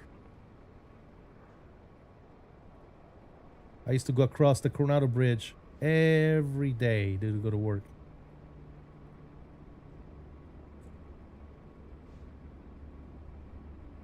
Yes, sir. And I've deployed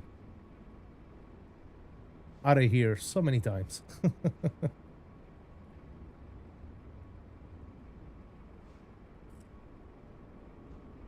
We got Fred coming in next. We'll check out Fred and then we'll check out some replays, fellas.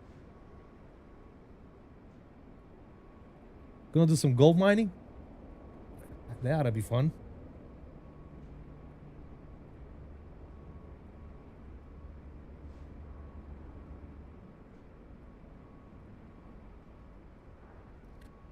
Explain 12 scenery as awesome additions like planes flying in and out of there and such. So cool. Nice.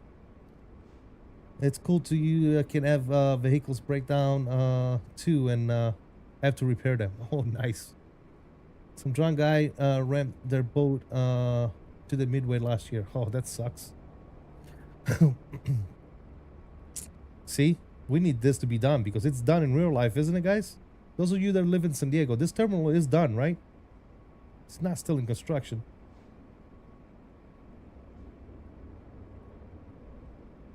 You would think that the senior developers, this is, I believe this is the, this is not the Latin VFR, this is the other one. I forget what their name are. Glide Slope or some shit like that.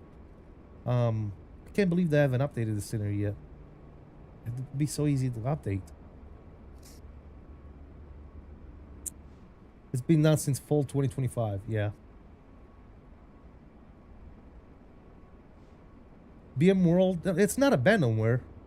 BM World is now called Glide Slope. They're still a thing. They just changed their name. It's definitely not abandonware.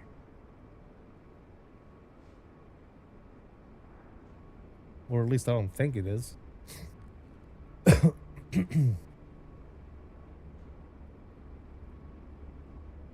Alright, we're just waiting on Fred, guys.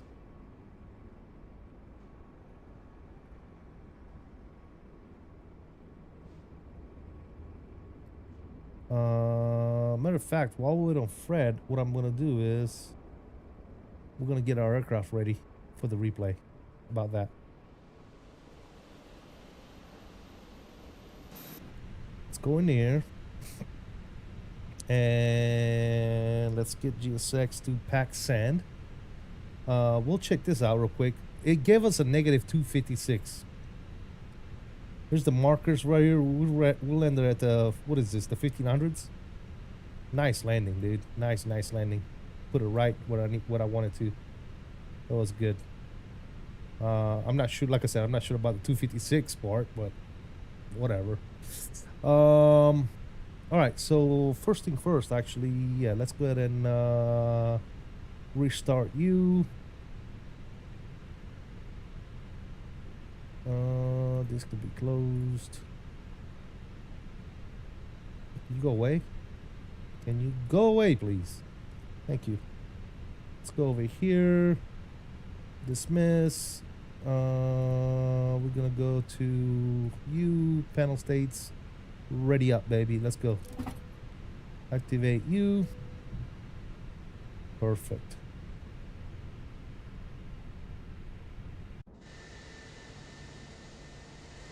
So engines are running. Set of flaps. Set that. Why is GSX keep popping out the lead? Gotta go now, CST. That was a fun one. Thanks, man. Appreciate you flying along, man. Shout out to you, brother. San Diego Tower, American 542, or 15-mile final runway 27.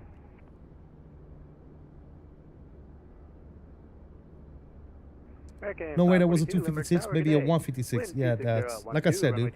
We'll check out the replay. I think that was definitely, definitely that was not legit. I don't think that was a 256.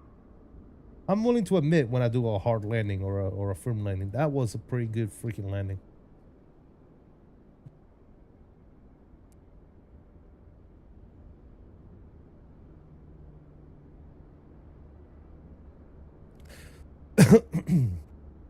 I don't remember seeing those buses over there before. Rental car shuttles. I haven't been here in a while though, so that might explain why I don't remember. I think, isn't the Coast Guard over here somewhere? I believe the Coast Guard is like right there. Let me see. It's got to be over here somewhere. Yeah, there they are. Good old Coast Guard. I know because I've been here. Oh, look, they got their little ships and stuff over here too. That's cool.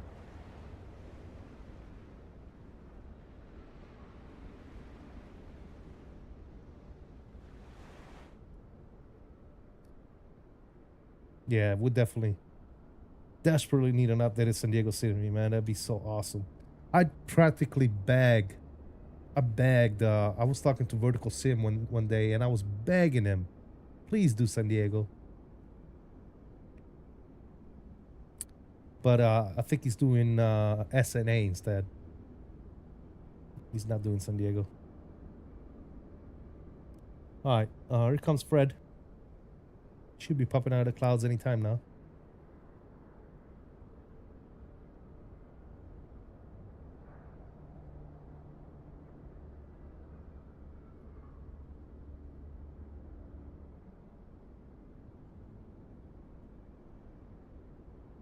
That's the museum right there.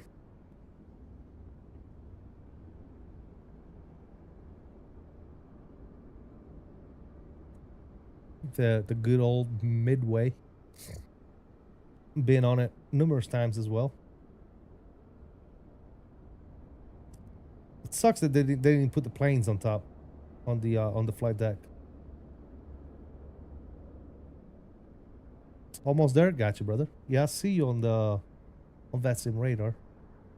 As soon as you touch down, bro, we're gonna go ahead and run the replays, cause I gotta run.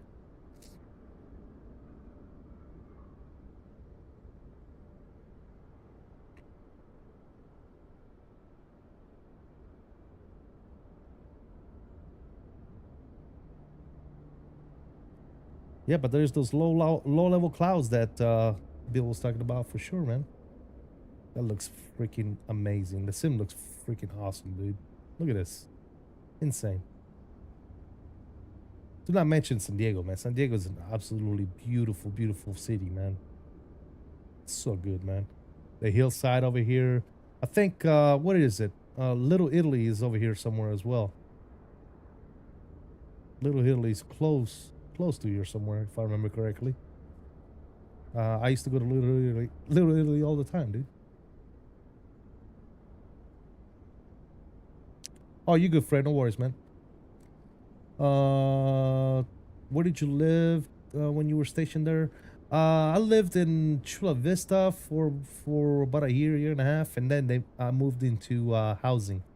I forget exactly what housing was, but housing was farther that way somewhere. I forget exactly where it was, what the area was called. It's been so long, man. I'm talking, I was there between 98. When did I get there? 98? Yeah, 98. And I left in 2002.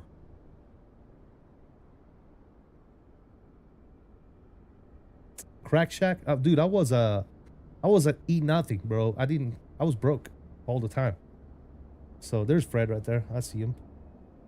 There's Mr. Fred. So yeah, you know, supposedly Chula Vista is really nice nowadays. But when I used to live there, dude, I'll put it to you this way, bro. We had bars on the windows. And it was I used to have I lived on a 1-bedroom apartment in Chula Vista somewhere. I forget the address. And it was not the greatest part of the town, if you know what I mean.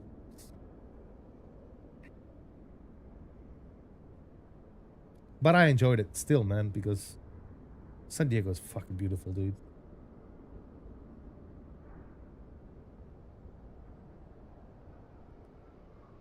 It is expanded a ton. Yeah, that's what I hear. A lot of my friends are still there telling me that Chula Vista is now really nice. As a matter of fact, I had a buddy that recently moved back to San Diego, and he said he bought a house in Chula Vista. And I was like, bro, you bought a house in Chula Vista? And he's all like, man, it's not the Chula Vista you used to live in anymore. And I was like, okay, that makes sense. Beautiful landing there, Mr. Fred. Beautiful, beautiful landing. All right, ladies and gentlemen, 542, welcome to San Diego. Left when able, taxi we are going to go ahead and disconnect off the good old VATSIM. Thanks, Fred and Big TV again for flying along. Why not live on base? On base for me, it would have been Coronado. And there was no base housing for peons like me. I had just joined the military, man. I eat nothing pretty much. There was no base housing in Coronado for E3s and E4s. The base housing in Coronado was like for the officers, dude. You know, you had to be like a freaking commander or captain or something to get base housing in Coronado. And if I wanted to rent in Coronado, I couldn't afford it, dude. I couldn't afford it at all. Way too expensive to rent in Coronado. I'm pretty sure it's still expensive to rent in Coronado now.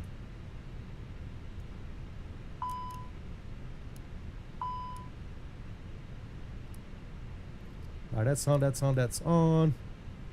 Everything else is good. I don't know why this thing is beeping at me. It keeps opening the cargo doors. Stop doing that, please. Thank you. And let's see. Let's go with the replay. Let's take a look at the plane one more time. Make sure nothing crazy is going on. Very nice. And the replay. We'll pause you. We'll bring you to about right there. I think it's pretty good. Resume, and let's see it. We'll watch this angle first, as we always do. And we'll see what we got. Yes, sir.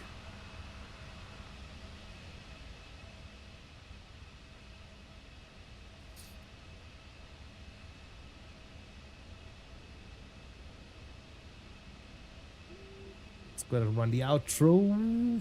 Thanks for the awesome route and flight. Oh, Fred, thank you for flying along, brother. Appreciate you. Trying to build my flight sim rig with MCP and FMC mounted to the rig.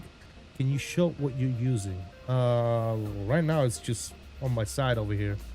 I'm not using nothing particular. I've made myself a custom bench type deal over here with plywood.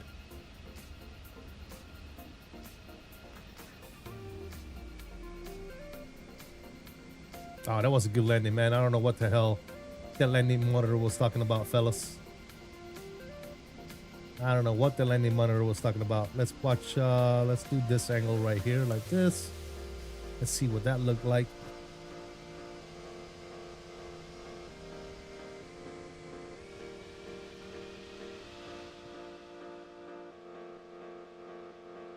Yes, sir. They don't have barracks. Yeah, they have barracks, but I was married, dude. I couldn't live in the barracks. Trust it.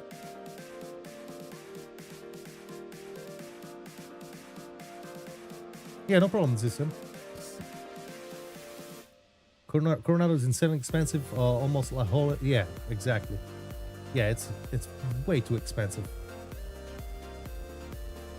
Way too expensive.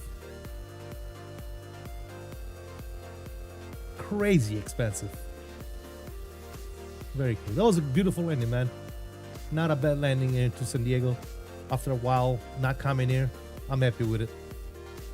I'm happy with it. Bang on the landing zone. Legal. And that was not no 256, guys. So yeah. You were married then? Got it. Yeah, I was already married. So yeah. Very nice. Very nice, man. Very cool. Well, guys, I hope you all enjoyed it as much as I did, as usual. Thank you all for all the support. Welcome to all the new subscribers, those of you that subscribed today. I'd like to thank my sponsors, members, and returning subscribers here on the channel. Thank you for the likes. Thank you for following along. Thank you for hanging out in the good old chat. I truly do appreciate you guys. Enjoy the rest of the replays, and until next time, I salute you all. Please continue to stay safe, have fun, and as always, peace out. Fellas, I'll see you in the next one. I am out of here. See you.